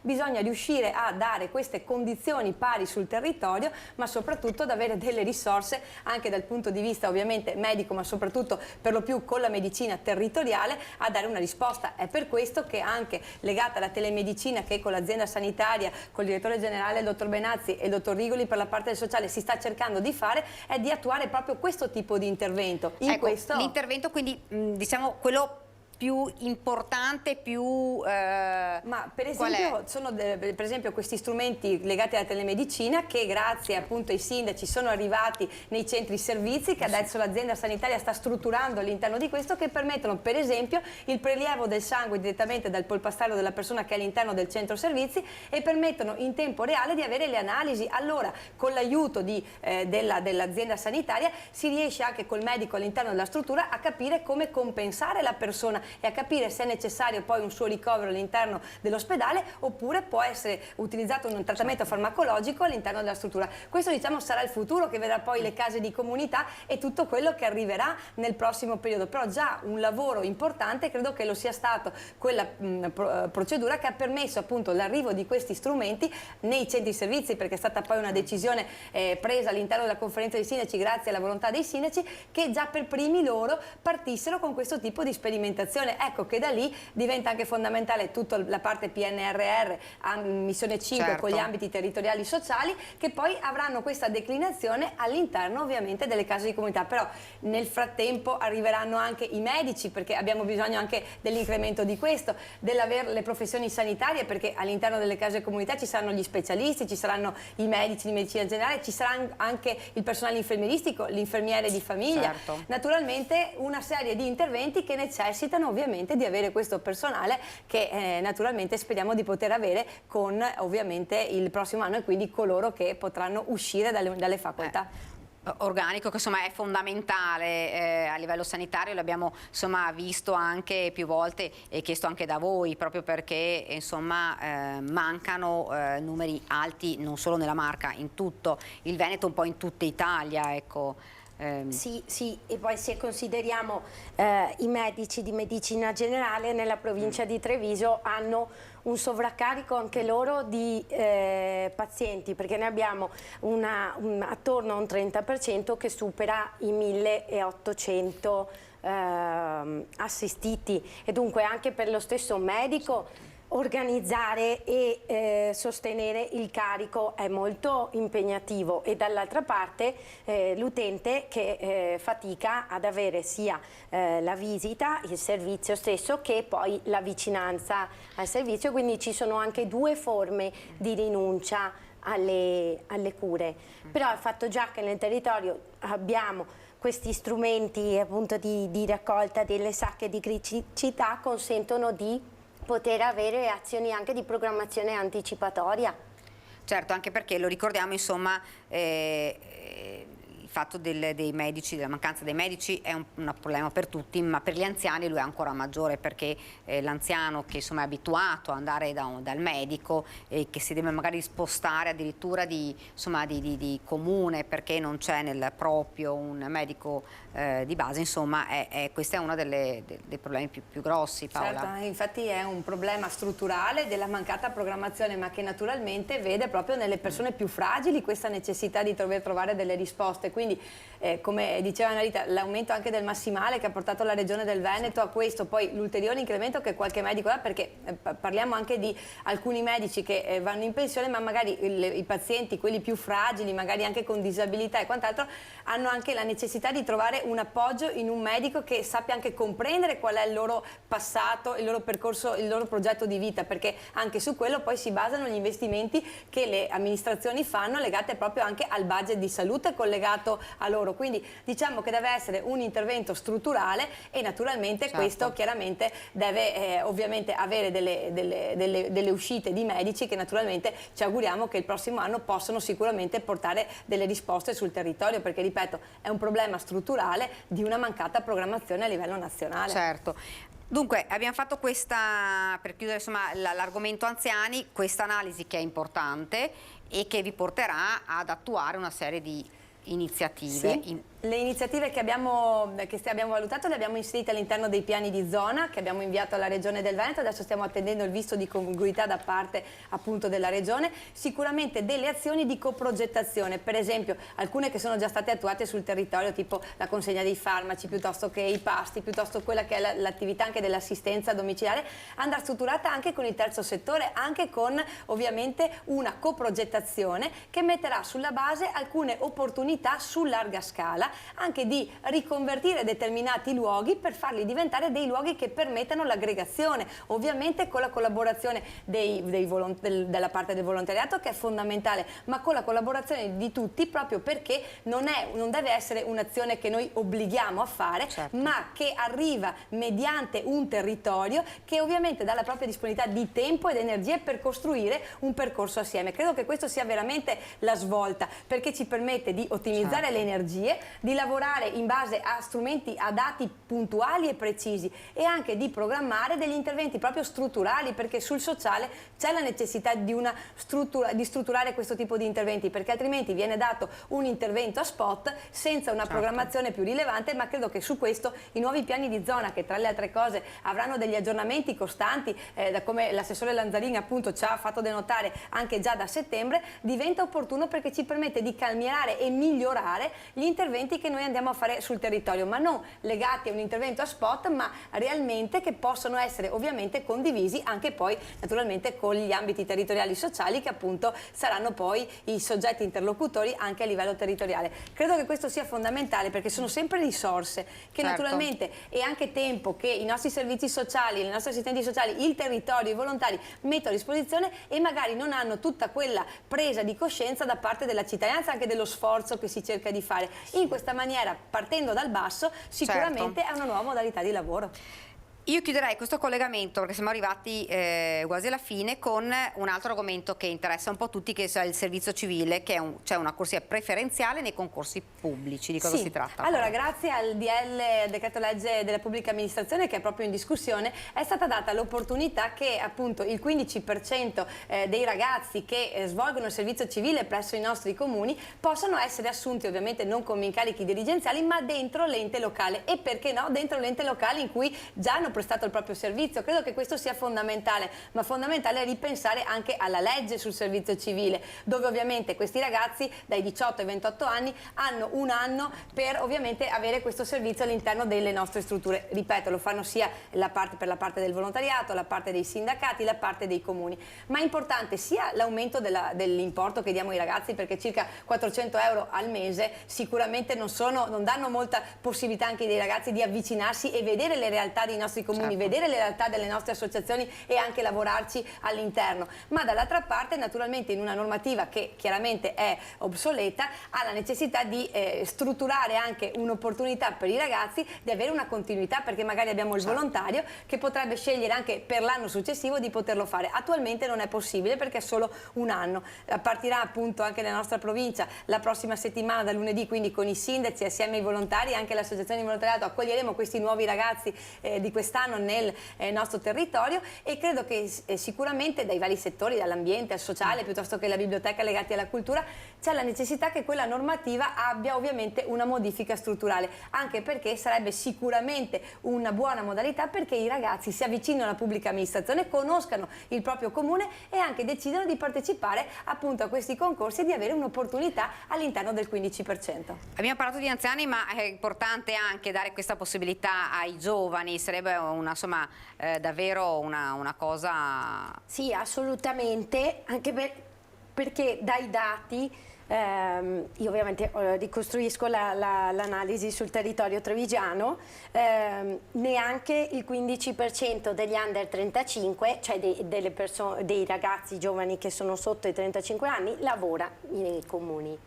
E questo dà poi ritorni sul fatto anche del ricambio e anche di tutta un'innovazione all'interno della macchina organizzativa, perché ovviamente si hanno anche approcci diversi, ad esempio verso la digitalizzazione, che era uno anche dei punti di forza sia del PNRR ma anche degli obiettivi di innovazione dei comuni appunto. E tra l'altro un altro spaccato rispetto proprio all'ingresso dei giovani nel mondo del lavoro. A livello italiano, ma la media nel trevigiano e anche in Veneto non si distacca, l'ingresso nel mondo del lavoro è sui 24 anni per gli uomini e sui 27 per le donne, quindi anche qui abbiamo un ingresso ritardato, soprattutto per la parte femminile, di 3 anni. Questa sarebbe dunque una scelta importante, perché chi si è già avvicinato a questa, insomma, si è avvicinato magari ai comuni a far prestato un servizio, insomma magari potrebbe decidere di fare una rimanere. propria scelta, partecipare al concorso e poi appunto lavorare per il proprio comune, che significherebbe insomma non solo prendersi cura nello spirito di servizio che tutti i nostri dipendenti, tutti i nostri comuni hanno, ma proprio sentirsi parte del proprio territorio. E perché no, diciamo che proprio visto che saranno i giovani a dover poi traghettare quelle che saranno le politiche future, credo che sia fondamentale lasciare a loro questa opportunità anche per avere delle cose innovative e delle opportunità diverse che magari chiaramente possano portare anche a degli sviluppi futuri, anche sotto il profilo insomma delle opportunità che il PNRR dà, ma soprattutto anche un prendersi carico e aver cura della propria comunità. Bene, siamo passati dagli anziani ai giovani. Io ringrazio Paola Roma per essere stata con noi, ringrazio anche Annarita Contesotto, davvero. Grazie. Speriamo di rivervi qua ancora altre volte. Io mi sposto però a Bassano, anzi esattamente a Romano De Zelino, perché dove è infuriata la polemica sui velox posizionati lungo la strada statale Valsugana, con un tam tam che alimenta il dibattito. Noi siamo andati a chiedere alla gente che cosa ne pensa del sistema degli autovelox, mezzi utilizzati dal comune per fare cassa oppure sistemi che aumentano la sicurezza sulle strade.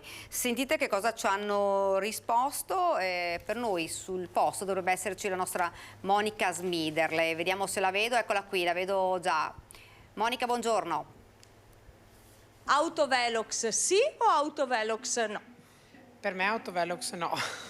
Perché? Nel senso che perfetto, a grazie. volte, allora, se vengono messi in certe postazioni dove hanno un senso, sì, perché ci sono persone che corrono veramente imprudenti. In altre situazioni vengono messe e sono abbastanza assurde, in quanto in certi contesti andare anche a 40-50 all'ora e prendere multe allucinanti non ha senso. Sicurezza e dopo incrementare anche le entrate dei comuni, purtroppo. Secondo lei funzionano come deterrenti? Sì. Se non quelli nascosti, quelli che si nascondono, quelli no.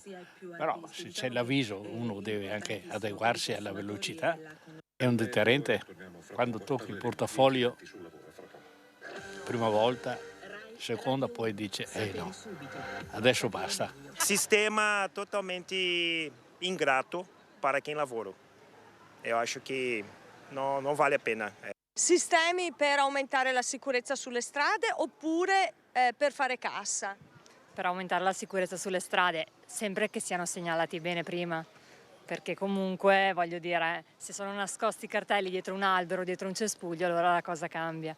Però è vero che anche nelle strade di città c'è troppa disinvoltura. Beh, io penso che soprattutto sia per far cassa, che poi servano anche come deterrente va bene, ma viene usato per far cassa indubbiamente. Dovrebbero insegnare già da scuola come ci si comporta quando si è in strada. Questione di educazione. Educazione stradale, tutto qua, perché si vedono i monopattini. Ho visto un filmato una settimana fa su internet, uno era in macchina e seguiva un monopattino in strada, è arrivato a 105 km/h con il monopattino. A parte che è un suicidio, ma è anche un omicidio perché può succedere di tutto. Cioè, credo sia questione di educazione più che altro. Perché la deterrenza finanziaria va bene fino a un certo punto, poi se uno è stupido rimane stupido. Ha mai presa una multa con l'autovelox? Io no. No. E cosa ne pensa di questi sistemi? Che devo pensare? Sono un automobilista, quindi... Ma funzionano più per fare cassa per i comuni oppure come deterrente per gli automobilisti? Per fare cassa, sì. Sia per fare cassa, anche per ridurre la velocità, perché soprattutto in Valsugana corrono come matti. E lei con le multe come è messa? Io vado piano, io rispetto i limiti. Sì. Quindi nessuna multa? Per il momento no. Promossa. Grazie. Bene, ora ci fermiamo per qualche istante di pubblicità, vediamo insieme le previsioni del tempo, poi torniamo in studio e parleremo di spaccio, in aumento un'altra piaga della Marca, spaccio soprattutto fra giovanissimi. Dunque meteo e pubblicità.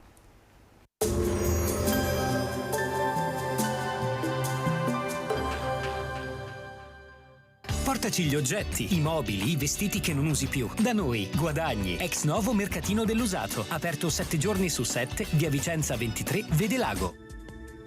Bentrovati al meteo. La pressione rimane bassa, l'anticiclone non riesce a prendere possesso del nostro territorio, ma il tempo sarà ancora tutto sommato buono. Vediamo il dettaglio. Sul Veneto la grafica di mercoledì 7 giugno evidenzia un contesto decisamente soleggiato. Il cielo sarà sereno o poco nuvoloso. In montagna nel pomeriggio saranno probabili dei rovesci o temporali a carattere sparso. Temperature in aumento, minime tra 15 e 18 gradi, massime tra 24 e 27 gradi.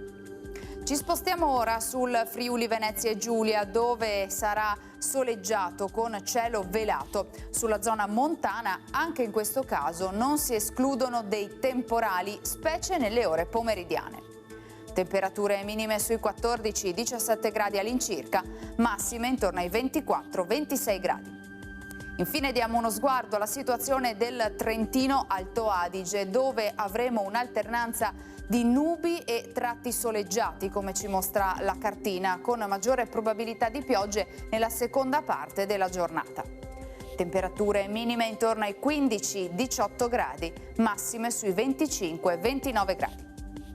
Dal meteo per ora è tutto, vi auguro un buon proseguimento in nostra compagnia.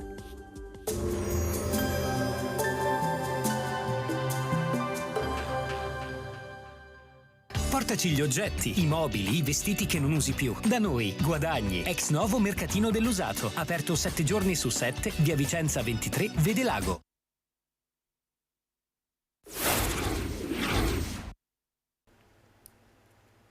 Rieccoci nuovamente in studio, vi presento subito l'ospite che ci ha raggiunto, il dottor Roberto Manera, dirigente del SERDE di Treviso. Buongiorno. Buongiorno ai telespettatori. Dunque si parla di giovani, giovanissimi, si parla di adolescenti anche in maniera più ampia e lei insomma oggi ci diceva insomma è un mondo in ebollizione questo. Sì, è un mondo in ebollizione, è un mondo estremamente variabile, multiforme, difficile in qualche modo categorizzare o classificare il mondo degli adolescenti e diciamo, distribuirli in delle categorie, anche se come dire, è un'operazione che è importante che poter provare a fare, tenendo conto però come dire, che queste sono approssimazioni. Ogni adolescente in qualche modo è un mondo a sé, insomma, no? Quindi nell'ottica proprio anche degli interventi personalizzati di solito si tende in qualche modo a considerare il singolo soggetto come una persona unica. Certo. Ecco, però come dire, vale la pena anche di dire insomma, no, che è stata fatta un'indagine nel corso del 2022, nel maggio 2022, nel mondo della scuola, in cui è stato sostanzialmente fatto ad esempio una domanda di questo tipo, insomma, tanto per caratterizzare questo mondo qua. Quante probabilità o che probabilità ci sono, insomma, no, avete rispetto alle probabilità di realizzazione nell'ambito affettivo, lavorativo o sociale, no? È stata fatta una domanda di questo tipo all'interno di un'indagine che ha visto coinvolti 4.800 studenti delle scuole secondarie di secondo grado, quindi l'età che va dai 14 ai 19 anni. No? E quello che è stato in qualche modo rappresentato è che la maggioranza degli degli studenti che hanno risposto al questionario diciamo, attribuiscono delle probabilità, delle buone probabilità superiori al 70% di riuscita in questi tre ambiti. Questo circa più della metà in qualche modo ha risposto a questa domanda con questa modalità. Un 25-30% si è attribuito delle probabilità intermedie, un 50% circa di probabilità di riuscita in questi tre ambiti. E invece abbiamo un 15-20% di studenti invece che intravedono delle fatiche insomma, no? Nella realizzazione della riuscita in ambito affettivo, lavorativo e sociale. Insomma, no? Secondo lei perché questo? Perché, come dire, perché la fase adolescenziale è una fase sicuramente complessa, un po' per i compiti evolutivi che sono propri dell'età adolescenziale, no? E che sono ad esempio la differenziazione dall'organizzazione e dai punti di riferimento della propria famiglia, la ricerca in qualche modo di un'appartenenza diversa, di gruppi di appartenenza diversa, e poi fare i conti in qualche modo con un corpo che cambia, no? Un corpo, una mente che cambia, e poi la costruzione di un assetto valoriale che sia in qualche modo corrispondente diciamo, alla propria esperienza e al proprio desiderio in qualche modo di realizzazione, tenendo conto anche delle proprie qualità e dei propri limiti. Ecco, altre cose che sono emerse da questa indagine. Le cose che sono emerse da questa indagine oltre a questa variabilità, ecco, questa ricchezza insomma, no, che esprime il mondo adolescenziale, sono alcuni elementi ovviamente di preoccupazione. Insomma, no? Ad esempio è stato indagato alcuni comportamenti che possono configurarsi come dei comportamenti a rischio. Vedi ad esempio l'esposizione al consumo di sostanze legali, in particolare l'alcol. E sotto questo profilo ci sono delle preoccupazioni, diciamo, nella nostra zona particolarmente rilevanti. Vale a dire il 17% ad esempio degli studenti che hanno risposto al questionario ha riferito di aver effettuato una ubriacatura nelle ultime 2 settimane. È un numero assolutamente consistente, insomma, no? Sì. Sono stati indagati poi anche ovviamente i comportamenti legati al consumo di sostanze illegali, la cannabis in primo luogo, insomma, no? Che rappresenta diciamo, una delle sostanze di iniziazione a questo tipo di comportamento, il gioco d'azzardo e poi l'utilizzazione in qualche modo dei social e di internet. Tutti questi elementi insomma, no, sono stati in qualche modo approfonditi nel corso di questa indagine. E che cosa è emerso per quanto riguarda ad esempio l'uso delle sostanze illegali oppure il gioco d'azzardo? Perché magari non ne parliamo mai, ma in realtà anche questo è uno dei fenomeni che preoccupa. Assolutamente sì. Allora, rispetto all'uso di sostanze illegali, abbiamo, i studenti che hanno risposto al questionario, circa il 30% ha riportato di essersi esposto in qualche misura, insomma, a qualche tipo di consumo, insomma, no?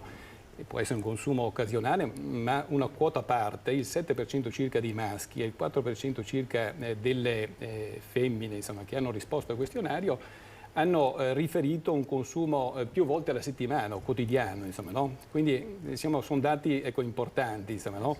Che rapportati alla provincia di Treviso, che ha una popolazione di 880.000 abitanti, e questa popolazione in questa fascia di età sono circa 40.000 che si trovano in questa fascia di età, traducendo in qualche modo in termini numerici significa che ci sono circa 1.600-2.000 studenti, ad esempio, no?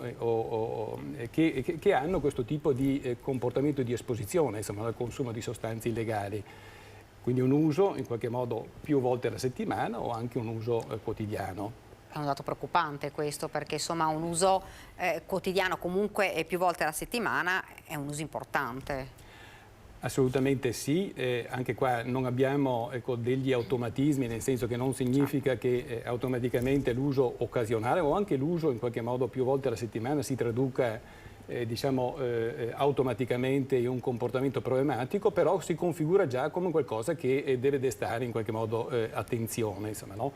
E deve sollecitare soprattutto le persone che sono vicine a questi ragazzi, insomma, no? I genitori in particolare, ma anche il mondo della scuola, a prestare attenzione a questo tipo di comportamenti, a questo tipo di fenomeni. Ecco, purtroppo poi lo abbiamo dovuto anche raccontare, episodi che poi sfociano anche in tragedie come quelle che abbiamo visto di recente, insomma, a Varago di Macerata, dove per una questione di spaccio c'è stato poi, si è arrivati all'omicidio e giovanissima la vittima, giovanissima il ragazzo che ora si trova in carcere con un'accusa grave come quella di omicidio aggravato. Ed è una situazione che preoccupa, perché vediamo sempre di più questi gruppetti di ragazzi che spacciano anche, oppure che comunque fanno uso di sostanze, anche seppur in piccole dosi, però insomma... Sì, no, il problema allora sono come dire, delle punte dell'iceberg queste qua, no? Sono per fortuna dei fenomeni come dire, relativamente isolati, che però in qualche modo destano preoccupazione. Soprattutto qual è il problema rispetto al consumo di cannabis o il consumo di altre sostanze, il consumo intensivo di altre sostanze, è che ci si avvicina in qualche modo ad un ambiente, ad un mondo che sostanzialmente è molto prossimo alla marginalità, insomma, no? La frequentazione in qualche modo di gruppi che sostanzialmente fanno fatica a trovare ad esempio dei percorsi ad esempio sia formativi o professionali che possono in qualche modo essere compatibili con l'ambiente sociale. E in questa prossimità, questa vicinanza con questi ambienti di marginalità può determinare in qualche modo dei fenomeni che poi sfuggono di mano, insomma, no? Il girare con un coltello in tasca sono elementi che ovviamente non dovrebbero sussistere, insomma, no? Nella popolazione giovanile, e se uno gira con un coltello in tasca siamo già in una situazione al di là del consumo di sostanze, diciamo, configura già un comportamento comportamento problematico. Ecco, fra l'altro non è solo questo caso, perché lo abbiamo anche raccontato nei nostri telegiornali, sono stati fermati e fortunatamente non è accaduto nulla di grave, però grave era che molti giovani vengono fermati con coltelli, con armi in macchina, addosso. E fa pensare questo, fa davvero pensare, perché sono tutti giovani, dai 18, 19, 20, per non parlare anche molti minorenni. Sì, allora teniamo conto sempre che si tratta di una minoranza rispetto al mondo dell'adolescenza, perché questo è importante anche rappresentarlo, perché altrimenti rappresentiamo questa realtà come troppo compromessa, mentre per alcuni aspetti tutto il mondo adolescenziale andrebbe valorizzato per le qualità che in qualche modo esprime, insomma, per l'impegno che mette sul piano formativo, sul piano anche della sensibilità ad alcune tematiche, quello dell'ambiente ad esempio, no? O delle disuguaglianze sociali, insomma, no? Ci sono queste sensibilità. Accanto a queste ci sono anche questi fenomeni, insomma, no? Che riguardano probabilmente una minoranza, però una minoranza significativa, insomma, no? Che probabilmente va intercettata.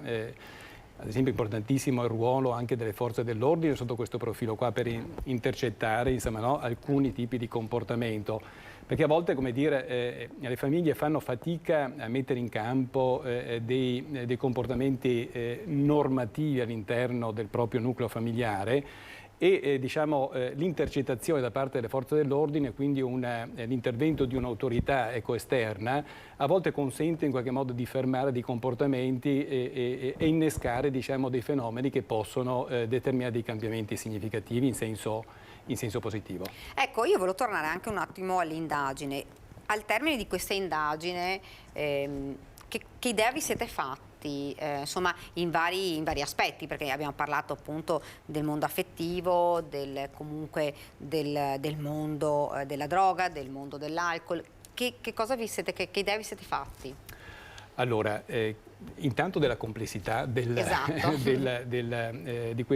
comportamento in questa fascia di età, intanto di questa complessità di cui bisogna assolutamente tener conto. Tener conto non solamente ovviamente di compiti specifici, ecco, di questa età adolescenziale, ma anche probabilmente anche di un fenomeno di transizione che sta in qualche modo coinvolgendo un po' tutto l'ambiente sociale, insomma, no? Prendiamo ad esempio la rivoluzione digitale, pone tutta una serie di opportunità, insomma, no? In capo alle persone, che però comportano anche un cambiamento significativo proprio nella gestione, come dire, del tempo libero, nella modalità di comunicazione. Ad esempio il gioco d'azzardo, ad esempio, no? È diventato un fenomeno che diciamo, in maniera più massiccia si è trasferito online piuttosto che in presenza, ad esempio. Questo è uno degli aspetti. Oppure il gaming, il gioco online e il tempo trascorso in qualche modo per svolgere questi giochi, insomma, no? Che ovviamente, come dire, possono rappresentare anche delle opportunità di sviluppo di alcune competenze, di alcune abilità, ma nel contempo anche nel momento in cui diventano eccessive questi fenomeni, come dire, vanno a scapito, ecco, dello sviluppo di altre competenze, di altre abilità. Ecco, al termine quindi di questa indagine, che cosa metterete in campo, diciamo, per cercare di intercettare, come diceva lei, alcune fasce di giovani e cercare magari di dare un sostegno anche alle famiglie, perché penso che questo sia uno degli aspetti più importanti. Esatto. Allora, l'idea è quella di, attraverso queste indagini che vorremmo ripetere diciamo, con cadenza annuale possibilmente, no? E la costruzione in qualche modo di un osservatorio dedicato proprio alle dipendenze. Ci piacerebbe in qualche modo poter continuare questo tipo di indagine, questo tipo di osservazione per poter intanto continuare a lavorare in maniera puntuale e continuativa con il mondo della scuola, perché ovviamente vengono svolte all'interno del mondo della scuola. E uno degli elementi, ad esempio, che emerge da questa indagine è quello che in termini preventivi sarebbe importante intervenire non solamente nelle scuole secondarie di secondo grado, ma probabilmente prima, nelle scuole secondarie di primo grado e quindi diciamo, proporre diciamo, agli istituti scolastici la possibilità di interventi di formazione, magari condivisi con i docenti, con gli insegnanti, che possono essere in qualche modo di aiuto per prestare attenzione ad alcuni fenomeni e aiutare questo fenomeno di intercettazione, insomma, no? A cui teniamo molto. Poi ci sono, e abbiamo alcuni progetti specifici che potrebbero essere spesi sotto questo profilo qua, sia dedicati appunto ai docenti che hanno la possibilità di lavorare con continuità, insomma, no? Con gli studenti. Perché vorremmo evitare, insomma, no, gli interventi spot, vorremmo in qualche modo favorire degli interventi che abbiano un impatto significativo nel mondo della scuola e soprattutto rispetto agli adolescenti. E poi lo stesso degli interventi che possono essere dedicati ai familiari, magari degli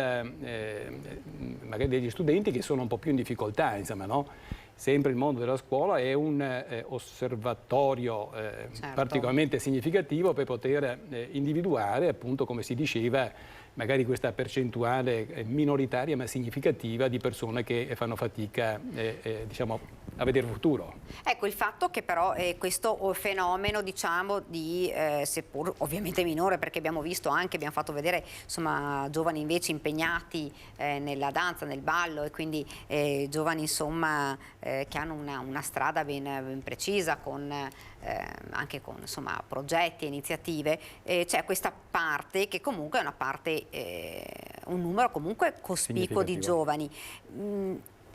Perché questo fenomeno è aumentato, adesso io posso magari dire negli ultimi anni maggiormente, insomma, oppure prima non se ne parlava e c'era lo stesso, secondo lei?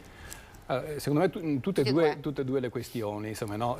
Sicuramente la pandemia ha diciamo, reso più difficile diciamo, ad esempio il contatto con i coetanei in una fase per un tempo prolungato, insomma, no? Sono stati limitati i contatti in presenza, insomma, no? E anche la partecipazione alla scuola, insomma, no? In presenza è venuta meno per un periodo significativo. E quindi questo è un aspetto sicuramente che ha giocato molto anche in termini di preoccupazione, di paura, insomma, no? Paura, come dire, indotta diciamo direttamente dal fenomeno pandemico, ma anche in qualche modo poi condizionato tutta una serie di altri fenomeni. Anche la guerra stessa, come dire, le guerre stesse che si muovono, come dire, nel mondo, ma come dire, quella più prossima in Ucraina, insomma, no? Sicuramente costituisce un elemento di preoccupazione, così pure le conseguenze economiche, insomma, no? Il fatto che ci siano, ecco, delle ripercussioni, soprattutto che coinvolgono alcune fasce di popolazione, costituiscono degli elementi, insomma, di maggiore fatica, insomma, no? E questo diciamo in termini più generali. Poi probabilmente quello che si diceva è che probabilmente è anche si è maggiormente affinato il processo di conoscenza di questi fenomeni, e questo magari ci mette nelle condizioni anche teoricamente di intercettare. Bisogna avere le risorse per poterlo fare. Ecco, al CERD avete in carico, insomma, parecchi giovani, anche dei minorenni, ci diceva. Allora, un po' come si accennava fuori trasmissione, insomma, no? Abbiamo una quota abbastanza minoritaria di minori che accedono al nostro servizio, perché il nostro servizio purtroppo è un servizio un po', come dire, soggetto a stigma. Bisognerebbe, come si diceva, anche poter individuare degli spazi alternativi, insomma, no? In cui diversi, insomma. Diversi. Però abbiamo più di 50 minori che hanno fatto accesso al servizio. Nella fascia di età 18-19 anni un'altra settantina di giovani che hanno fatto accesso ai nostri servizi, e poi come dire, la cosa diciamo, si fa un po' più intensiva nella fascia di età dai 20 ai 24 anni. Abbiamo 200 giovani che si sono rivolti, ecco, ai nostri servizi. Diciamo che l'obiettivo sarebbe quello di possibilmente di farli convogliare su spazi diversi, che in questo momento qua diciamo, abbiamo a disposizione solamente nel distretto di Conegliano, che prevede appunto un servizio dedicato alle dipendenze oppure ai comportamenti a rischio in età giovanile, insomma, no? Mentre negli altri due distretti dobbiamo come dire, organizzarci in termini di orari di accesso, insomma, no? In maniera tale da poter favorire diciamo, la possibilità di accesso a questi servizi senza che i giovani si sentano in qualche modo confusi magari con persone che hanno alle spalle un bagaglio storico piuttosto faticoso e pesante, insomma, no? Ecco, cercare di non far avvicinare vecchi consumatori, insomma, no? Persone esatto, con persone che magari si sono appena avvicinate al mondo della... Ecco, quando arrivano però da voi, insomma, vuol dire che c'è già una volontà di uscire da questo mondo. Allora, devo dire, insomma, che i giovani fanno fatica a riconoscere di avere un problema, insomma, no? Vengono prevalentemente, come dire, spinti, no? Quindi spinti spontaneamente o spintaneamente, insomma, no?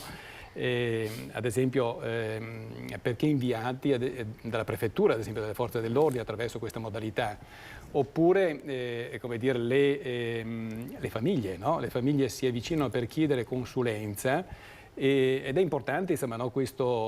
Anche questa utilizzazione intermedia, insomma, no? Dei servizi, anzi è un'utilizzazione piena dei servizi, la consulenza rivolta alle famiglie che noi eroghiamo, ecco, molto volentieri e collaboriamo sempre, insomma, no? con le famiglie laddove chiedano in qualche modo un supporto e un aiuto.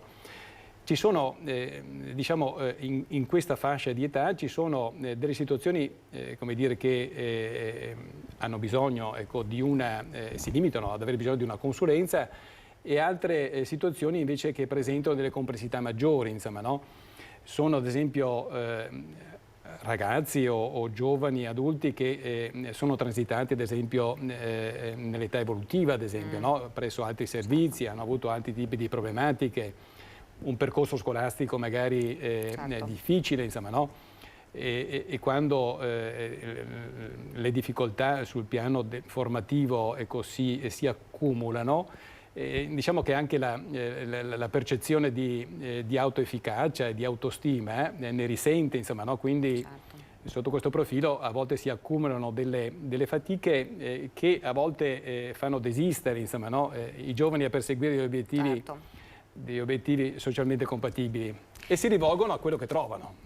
Se dovessi dare un consiglio ai giovani, insomma, io parlo di giovani ovviamente in difficoltà, perché poi come abbiamo capito, insomma, ci sono invece giovani che le idee le hanno già abbastanza chiare, ecco. Beh, allora, credo che l'invito sia per tutti quello di, diciamo, di impegnarsi in maniera, ecco, importante a migliorare la propria condizione di vita e la condizione di vita del proprio contesto di appartenenza. Credo che l'invito, invito, insomma, no? A tutti i giovani, insomma, no? È quello proprio di cercare di utilizzare al meglio le proprie risorse per creare delle condizioni favorevoli per il proprio percorso di vita e per migliorare un po' il contesto, no? Il mondo in cui viviamo, insomma, no? L'invito è quello, insomma, no? Sotto questo profilo qua. E sotto questo, sempre sotto questo profilo credo sia importante nel momento in cui si incontra un adolescente, un giovane, cercare sì di fare una valutazione focalizzata sul problema, ma soprattutto, come dire, focalizzare l'attenzione sulle risorse che ci sono, insomma, no? Sulle capacità potenziali che possono essere, ecco, sviluppate. Questo mi pare sia l'aspetto che fra l'altro è più anche l'aspetto più affascinante nel lavoro con i ragazzi, insomma. Ecco, lei diceva indagine che noi, insomma, cercheremo di rifare annualmente, insomma, in modo da intercettare i più giovani possibili, anche perché ovviamente passano gli anni e cambiano, e i giovani, insomma, cambiano. E al termine di queste indagini però ci saranno dei progetti, delle iniziative, una volta, insomma, che si è raccolto un risultato. Sì, allora ci sono già delle iniziative che sono promosse dal Dipartimento per le Dipendenze in collaborazione con pubblico e privato sociale, no? Anche il privato sociale, che per fortuna è ben rappresentato all'interno della nostra provincia, della nostra azienda. Ci sono già delle iniziative, ecco, di prevenzione che vanno un po' in questa direzione qua. Il progetto Unplugged credo sia ben noto, insomma, no? È un progetto che si rivolge appunto ai docenti proprio per acquisire tutta una serie di informazioni che permettono di lavorare su queste tematiche specifiche. Genitori efficaci in adolescenza è un altro progetto, insomma, che si rivolge a questa fascia, ecco, di età e che ci piace in qualche modo anche poter pubblicizzare perché in qualche modo la scuola e le famiglie e i comuni si facciano in qualche modo portavoci di questa possibilità, insomma, no? Di lavoro con i familiari, con i genitori, proprio per promuovere delle competenze che aiutino, no, il percorso di vita, insomma, no, in questa fascia, in questa fase specifica. E poi ci sono alcune progettualità che si rivolgono ad esempio alle scuole secondarie di secondo grado, ad esempio la peer education, ad esempio, no? L'educazione attraverso il gruppo dei pari, ad esempio, è un'altra attività che potrebbe essere spesa in maniera ancora più cospicua, insomma, no? All'interno dei nostri istituti scolastici. E poi delle azioni preventive che vengono ad esempio promosse dal piano aziendale per il gioco d'azzardo patologico. Anche questi sono sempre in collaborazione con il privato sociale, insomma, no? Vengono promosse annualmente questo tipo di iniziative che vanno un po' su questa direzione qua. Insomma, tante le iniziative che sono in cantiere, che sono importanti, ecco, per questo modo. Io ringrazio davvero Roberto Manera per essere stato con noi, insomma, speriamo, insomma, di avere anche di averlo qua ancora, parlare magari di giovani in un'altra, insomma, con un dato magari un po' più positivo, insomma, ed avere un po' meno di queste problematiche, perché sono davvero, insomma, i giovani sono il nostro futuro, quindi su di loro dovremmo investire. Grazie davvero, grazie. Io intanto mi sposterei a Padova perché il 13 giugno c'è la festa di Sant'Antonio. In quella settimana, sabato 17 giugno, nella Basilica giungeranno i giovani pellegrini e ad agosto a Lisbona parteciperanno con Papa Francesco alla Giornata Mondiale della Gioventù e parlando proprio di giovani ci racconta tutto Chiara Gaiani con Federico Cibotto. Chiara, buongiorno.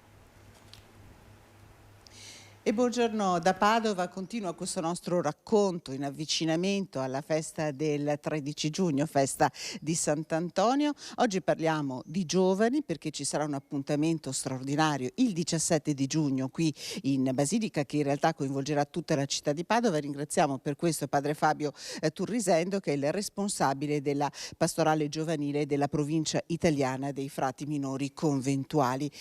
Il 2023 è l'anno della Giornata Mondiale della Gioventù che quest'anno si terrà straordinariamente a Lisbona e poi padre Fabio ci spiegherà perché.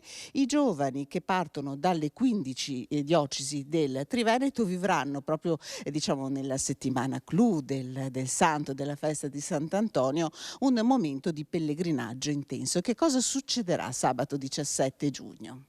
Allora, il 17 giugno verranno qui tutti i giovani, gran parte dei giovani che andranno pellegrini alla GMG di Lisbona per affidarsi insieme ai loro vescovi, ai 15 vescovi delle varie diocesi del Triveneto, per affidarsi a Sant'Antonio. Perché questo legame tra la GMG e il santo che è qui a Padova? Beh, perché noi lo conosciamo come Sant'Antonio di Padova, ma bisogna sempre specificare Sant'Antonio da Lisbona. Ecco, noi italiani ce lo dimentichiamo spesso, i portoghesi lo sottolineano primariamente, ecco, per il loro orgoglio giustamente patrio.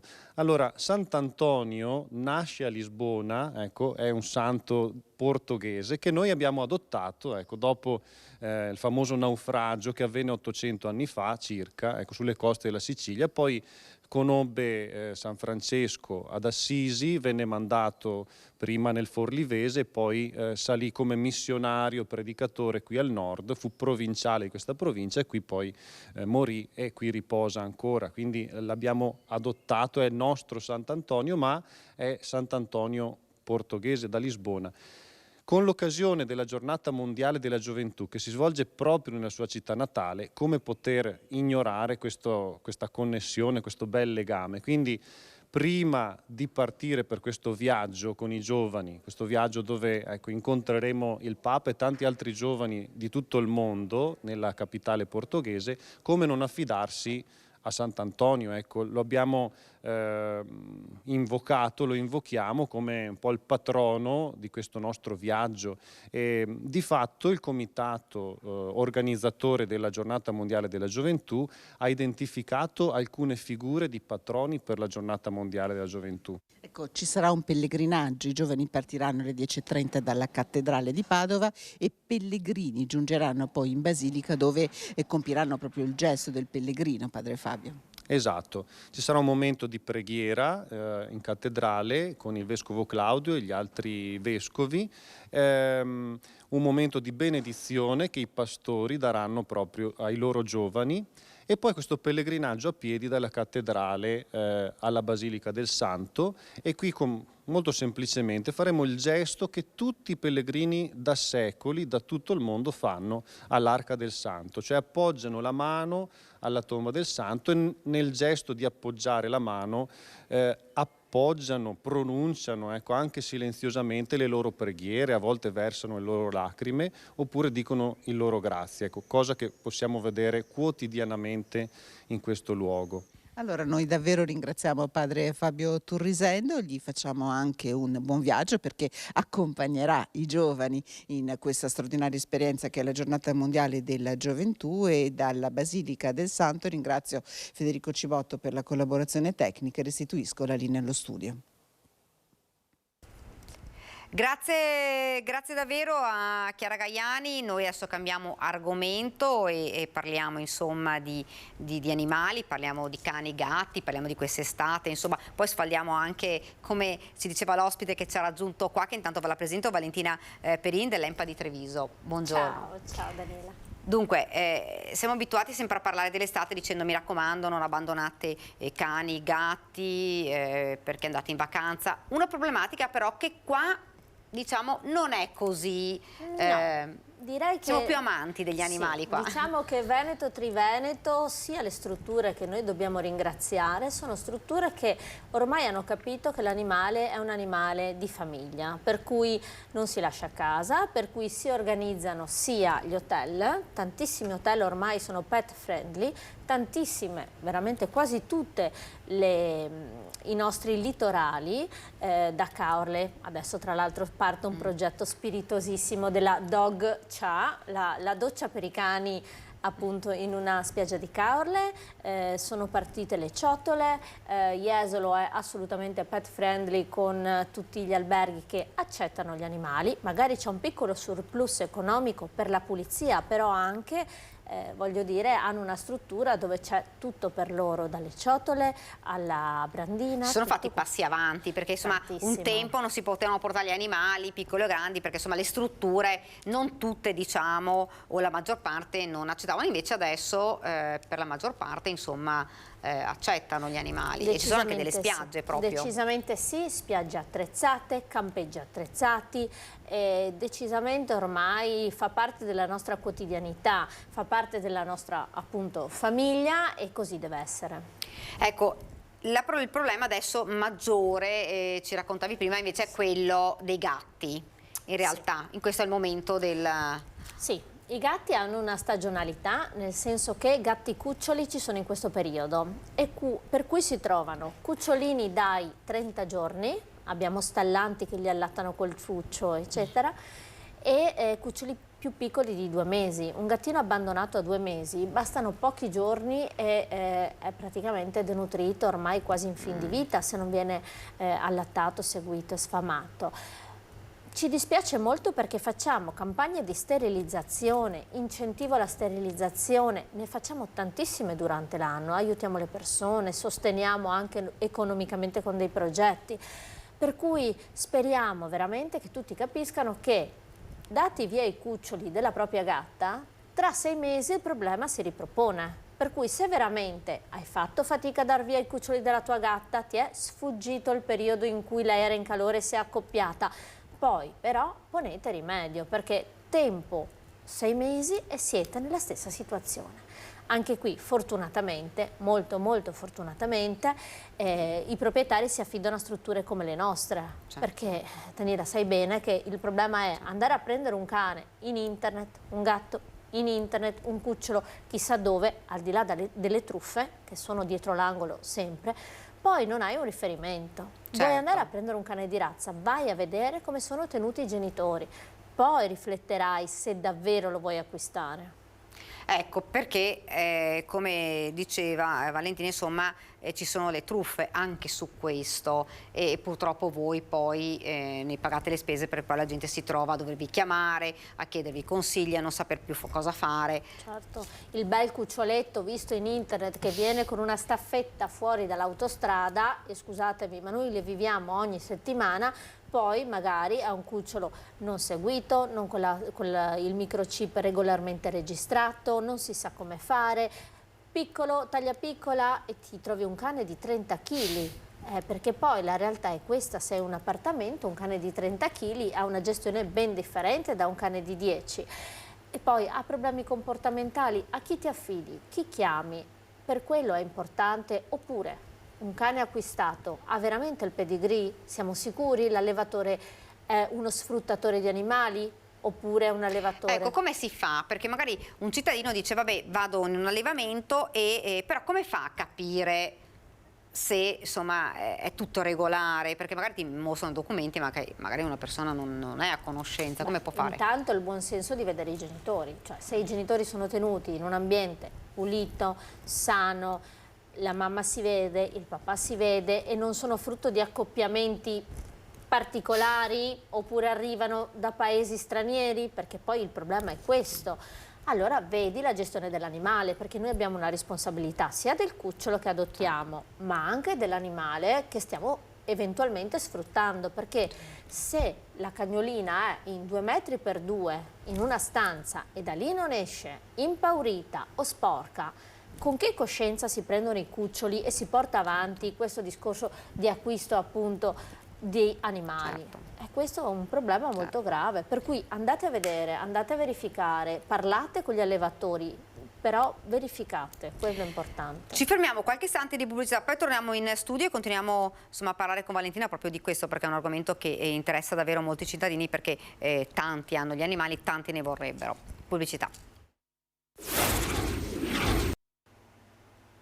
Rieccoci nuovamente in studio, stiamo parlando di animali, insomma di prendere degli animali e poi insomma farli diventare parte della famiglia, perché questo è prendere un cane, un gatto e qualsiasi altro tipo di animale. Parlavamo dei cani, insomma, molte persone si avvicinano o vedono via internet o leggono insomma di cani che arrivano dal sud, però insomma poi non è esattamente quello che si aspettano, ci dicevi Valentina? Sì, perché fondamentalmente la distanza ha un giocoforza sull'assistenza alla famiglia. Cioè se noi abbiamo il rifugio di Ponzano Veneto, che invito tutti veramente a fare un giro a vedere come stanno i nostri cani, abbiamo dei volontari che giornalmente conoscono, portano fuori, educano, degli educatori professionisti questi animali, così anche in Gattile. C'è una struttura, un punto dove qualsiasi problema tu vieni lì, parliamo, cerchiamo di risolverlo, ma è una struttura fisica. Un cane preso a 1200 km, dopo, in caso di problemi, chi contatti? Voi. Ecco, esatto. Sì, non per la nostra gioia però, certo, ma perché certo. Comunque sicuramente tutti gli animali vanno salvati, sicuramente tutti gli animali devono essere aiutati, però ci sono anche buone pratiche e noi fatichiamo tantissimo per portarle avanti con un lavoro costante di educazione, di corsi, cioè i nostri volontari weekend fanno i corsi con i professionisti, educatori cinofili che vengono da tutta Italia. Questo è. Ecco, quindi paradossalmente il problema, che forse in un tempo era quello dell'abbandono durante l'estate, in realtà è questo, il problema è inverso, nel senso che ci si prende il cane, però poi ci si trova con una problematica, perché magari si prende da strutture che non sono state insomma controllate, da strutture, magari ci si fida anche di quello che magari le persone che lavorano in questa struttura ti dicono, e però poi magari l'animale non è effettivamente quello che ci si aspettava. Sì, d'altronde il match cane o gatto, famiglia, deve essere un passaggio condiviso, deve essere un percorso per cui tu vieni a conoscerlo, vedi com'è, non basta una foto, non basta un video, c'è un discorso empatico. Tu devi accarezzarlo, devi vederlo. Sai quante famiglie vengono al Gattile perché vogliono il gattino? poi vedi che il bambino stesso non ha un approccio relazionale col gatto, non sa toccarlo, non sa accarezzarlo, e allora va fatto un percorso insieme condiviso, perché non è scontato che il cane e il gatto stiano bene in famiglia, o il coniglio, o qualsiasi altro tipo di animale. Bisogna capire se poi si piacciono, no? È normale, come sono esseri viventi, non sono un soprammobile che metti in cucina e sta lì. Quanti animali avete adesso lì a Ponzano? Allora, in canile una 90. Fortunatamente abbiamo tante prenotazioni, appunto step conoscitivi e cani in uscita. È un lavoro immenso che fanno i volontari, che noi tutti veramente ringraziamo, perché senza di loro non potremmo fare tutto ciò che facciamo. E in gattile una 70 al momento di cuccioli gatti, moltissimi prenotati, che verranno affidati solo dopo la visita sanitaria, l'ok del veterinario e lo step in famiglia. E la cosa importante è che quando immagino le persone vengono da voi a chiedervi un cane, un cucciolo, prima sono persone che vengono controllate proprio per evitare che poi succeda quello che succede quando si prendono. Infatti, Daniela, il problema è che veniamo tacciati per rompiscatole. Non è che noi vogliamo essere rompiscatole, certo. È che se tu chiami la domenica mattina perché non sai cosa fare, la domenica pomeriggio vuoi un cane, abbiamo dei dubbi sulla serietà del tuo intento dell'adozione, insomma, certo. Penso che sia normale e purtroppo molto spesso accade così. Quindi voi fate una selezione, prima conoscete la famiglia, prima di... Certo, conosciamo, facciamo il preaffido, portiamo il cane in casa, vediamo come va, se la famiglia si sente a suo agio, se il cane si sente a proprio agio, se è tutto ben sicuro, perché a volte la famiglia giustamente, ingenuamente non pensa a delle cose che potrebbe fare il cane. Esempio, un bellissimo tavolo a fianco alla recinzione che il cane può salire sul tavolo e uscire. Per dire, sono step che chi ha animali dà per, tra virgolette, scontato, ma una famiglia che si approccia magari no. E poi insomma gli animali, lo diciamo, sono bellissimi da avere in casa, insomma, cani, gatti, però sono comunque un impegno che una famiglia deve sapere poi di dover, no? Sì. Che anche questo non, sembra scontato, ma non lo è. È vero, è un impegno perché comunque il cane in appartamento deve uscire 2 o 3 volte al giorno, che 4 o quello che è. Un cane non può stare solo in giardino perché tanto il giardino, perché sappiamo tutti che apprezzano le passeggiate, uscire con la famiglia, la coccola, eccetera.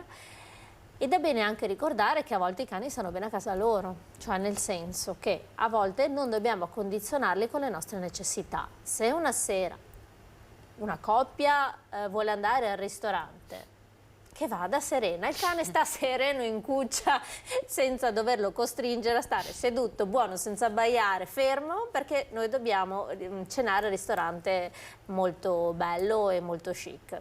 Lasciatelo a casa, magari con uno snack che se la passa e stiamo tranquilli tutti, insomma. Ecco, se dovessi dare un consiglio alle famiglie che, insomma, che vogliono venire magari da voi a prendere un cane, noi diciamo sempre, insomma, c'è chi vuole un cane di razza e assolutamente, però c'è insomma anche chi magari prende anche un cane dal canile. Consigli che daresti tu, Valentina? Allora, il consiglio di cuore è quello di conoscerci, perché sfatiamo molti miti. Il primo è quello: non vengo in canile se no sto male. Sì, è vero, possiamo capirlo, però vieni a vedere il nostro canile, vieni a vedere la gioia che questi cani hanno nella possibilità di avere una seconda possibilità, perché i nostri cani sono per lo più animali che vengono non da belle situazioni. Con questo non vuol dire che siano problematici, sì, sia ben chiaro, ma non vengono da situazioni dove né un padrone li ha più cercati, in caso appunto che non hanno il microchip e vengono da noi, casi sempre più rari, anche qui c'è un grandissimo passo avanti, o casi in cui magari l'anziano aveva il cane e i figli e la famiglia non vogliono più occuparsene, perché l'anziano è deceduto, la casa va venduta e il cane sta lì. E quindi hanno una seconda vita, una seconda possibilità. A breve, tra l'altro, adesso stiamo mettendo in atto un progetto per i cani anziani, Quindi una villetta per un ospizietto per cani. Bellissimo, dove è sì, questo? Sempre là da noi a Ponzano, grazie al sindaco, è una donazione importante che ci arriva con il desiderio appunto in memoria della propria cagnolina di fare un posto per i cani anziani, che poi Daniela da noi durano pochissimo perché i cani anziani vanno alla grande fortunatamente. Davvero? Ci sono tante Quindi adozioni chiedono più anziani, più cani... Che non sembra nemmeno così, No, perché... E invece è una gran soddisfazione, ma perché comunque hanno ancora tanto da dare e magari vengono appunto da una gestione familiare per cui è un cane perfetto già in famiglia. Quindi insomma il consiglio è anche quello di adottare i cani anziani, ma comunque vanno per... E cuccioli ne avete?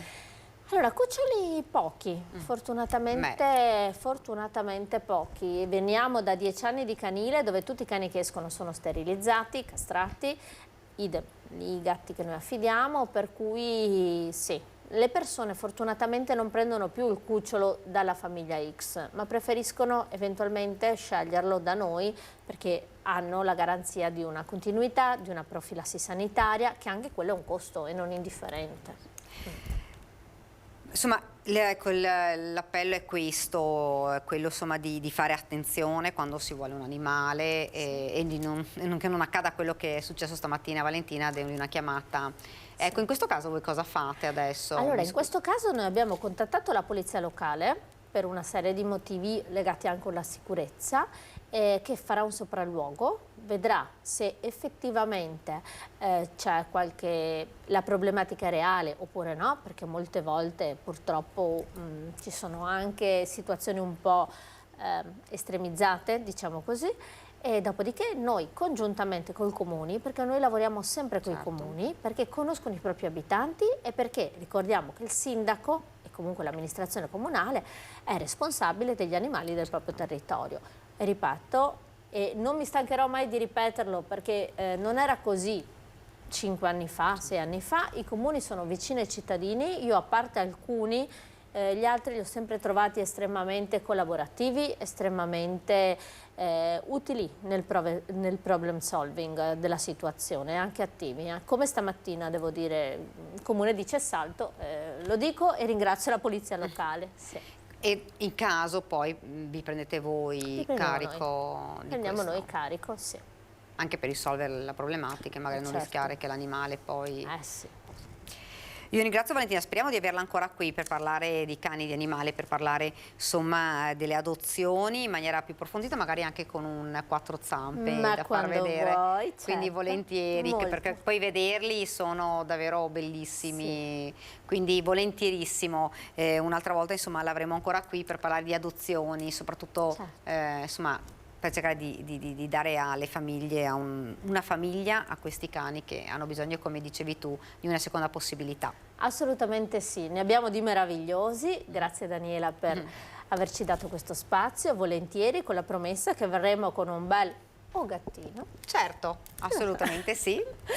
Ecco. Benissimo, grazie davvero Valentina. Grazie a te. E io intanto invece parlo di un conto alla rovescia, perché fra poco ci sarà il raduno triveneto delle penne nere a Belluno.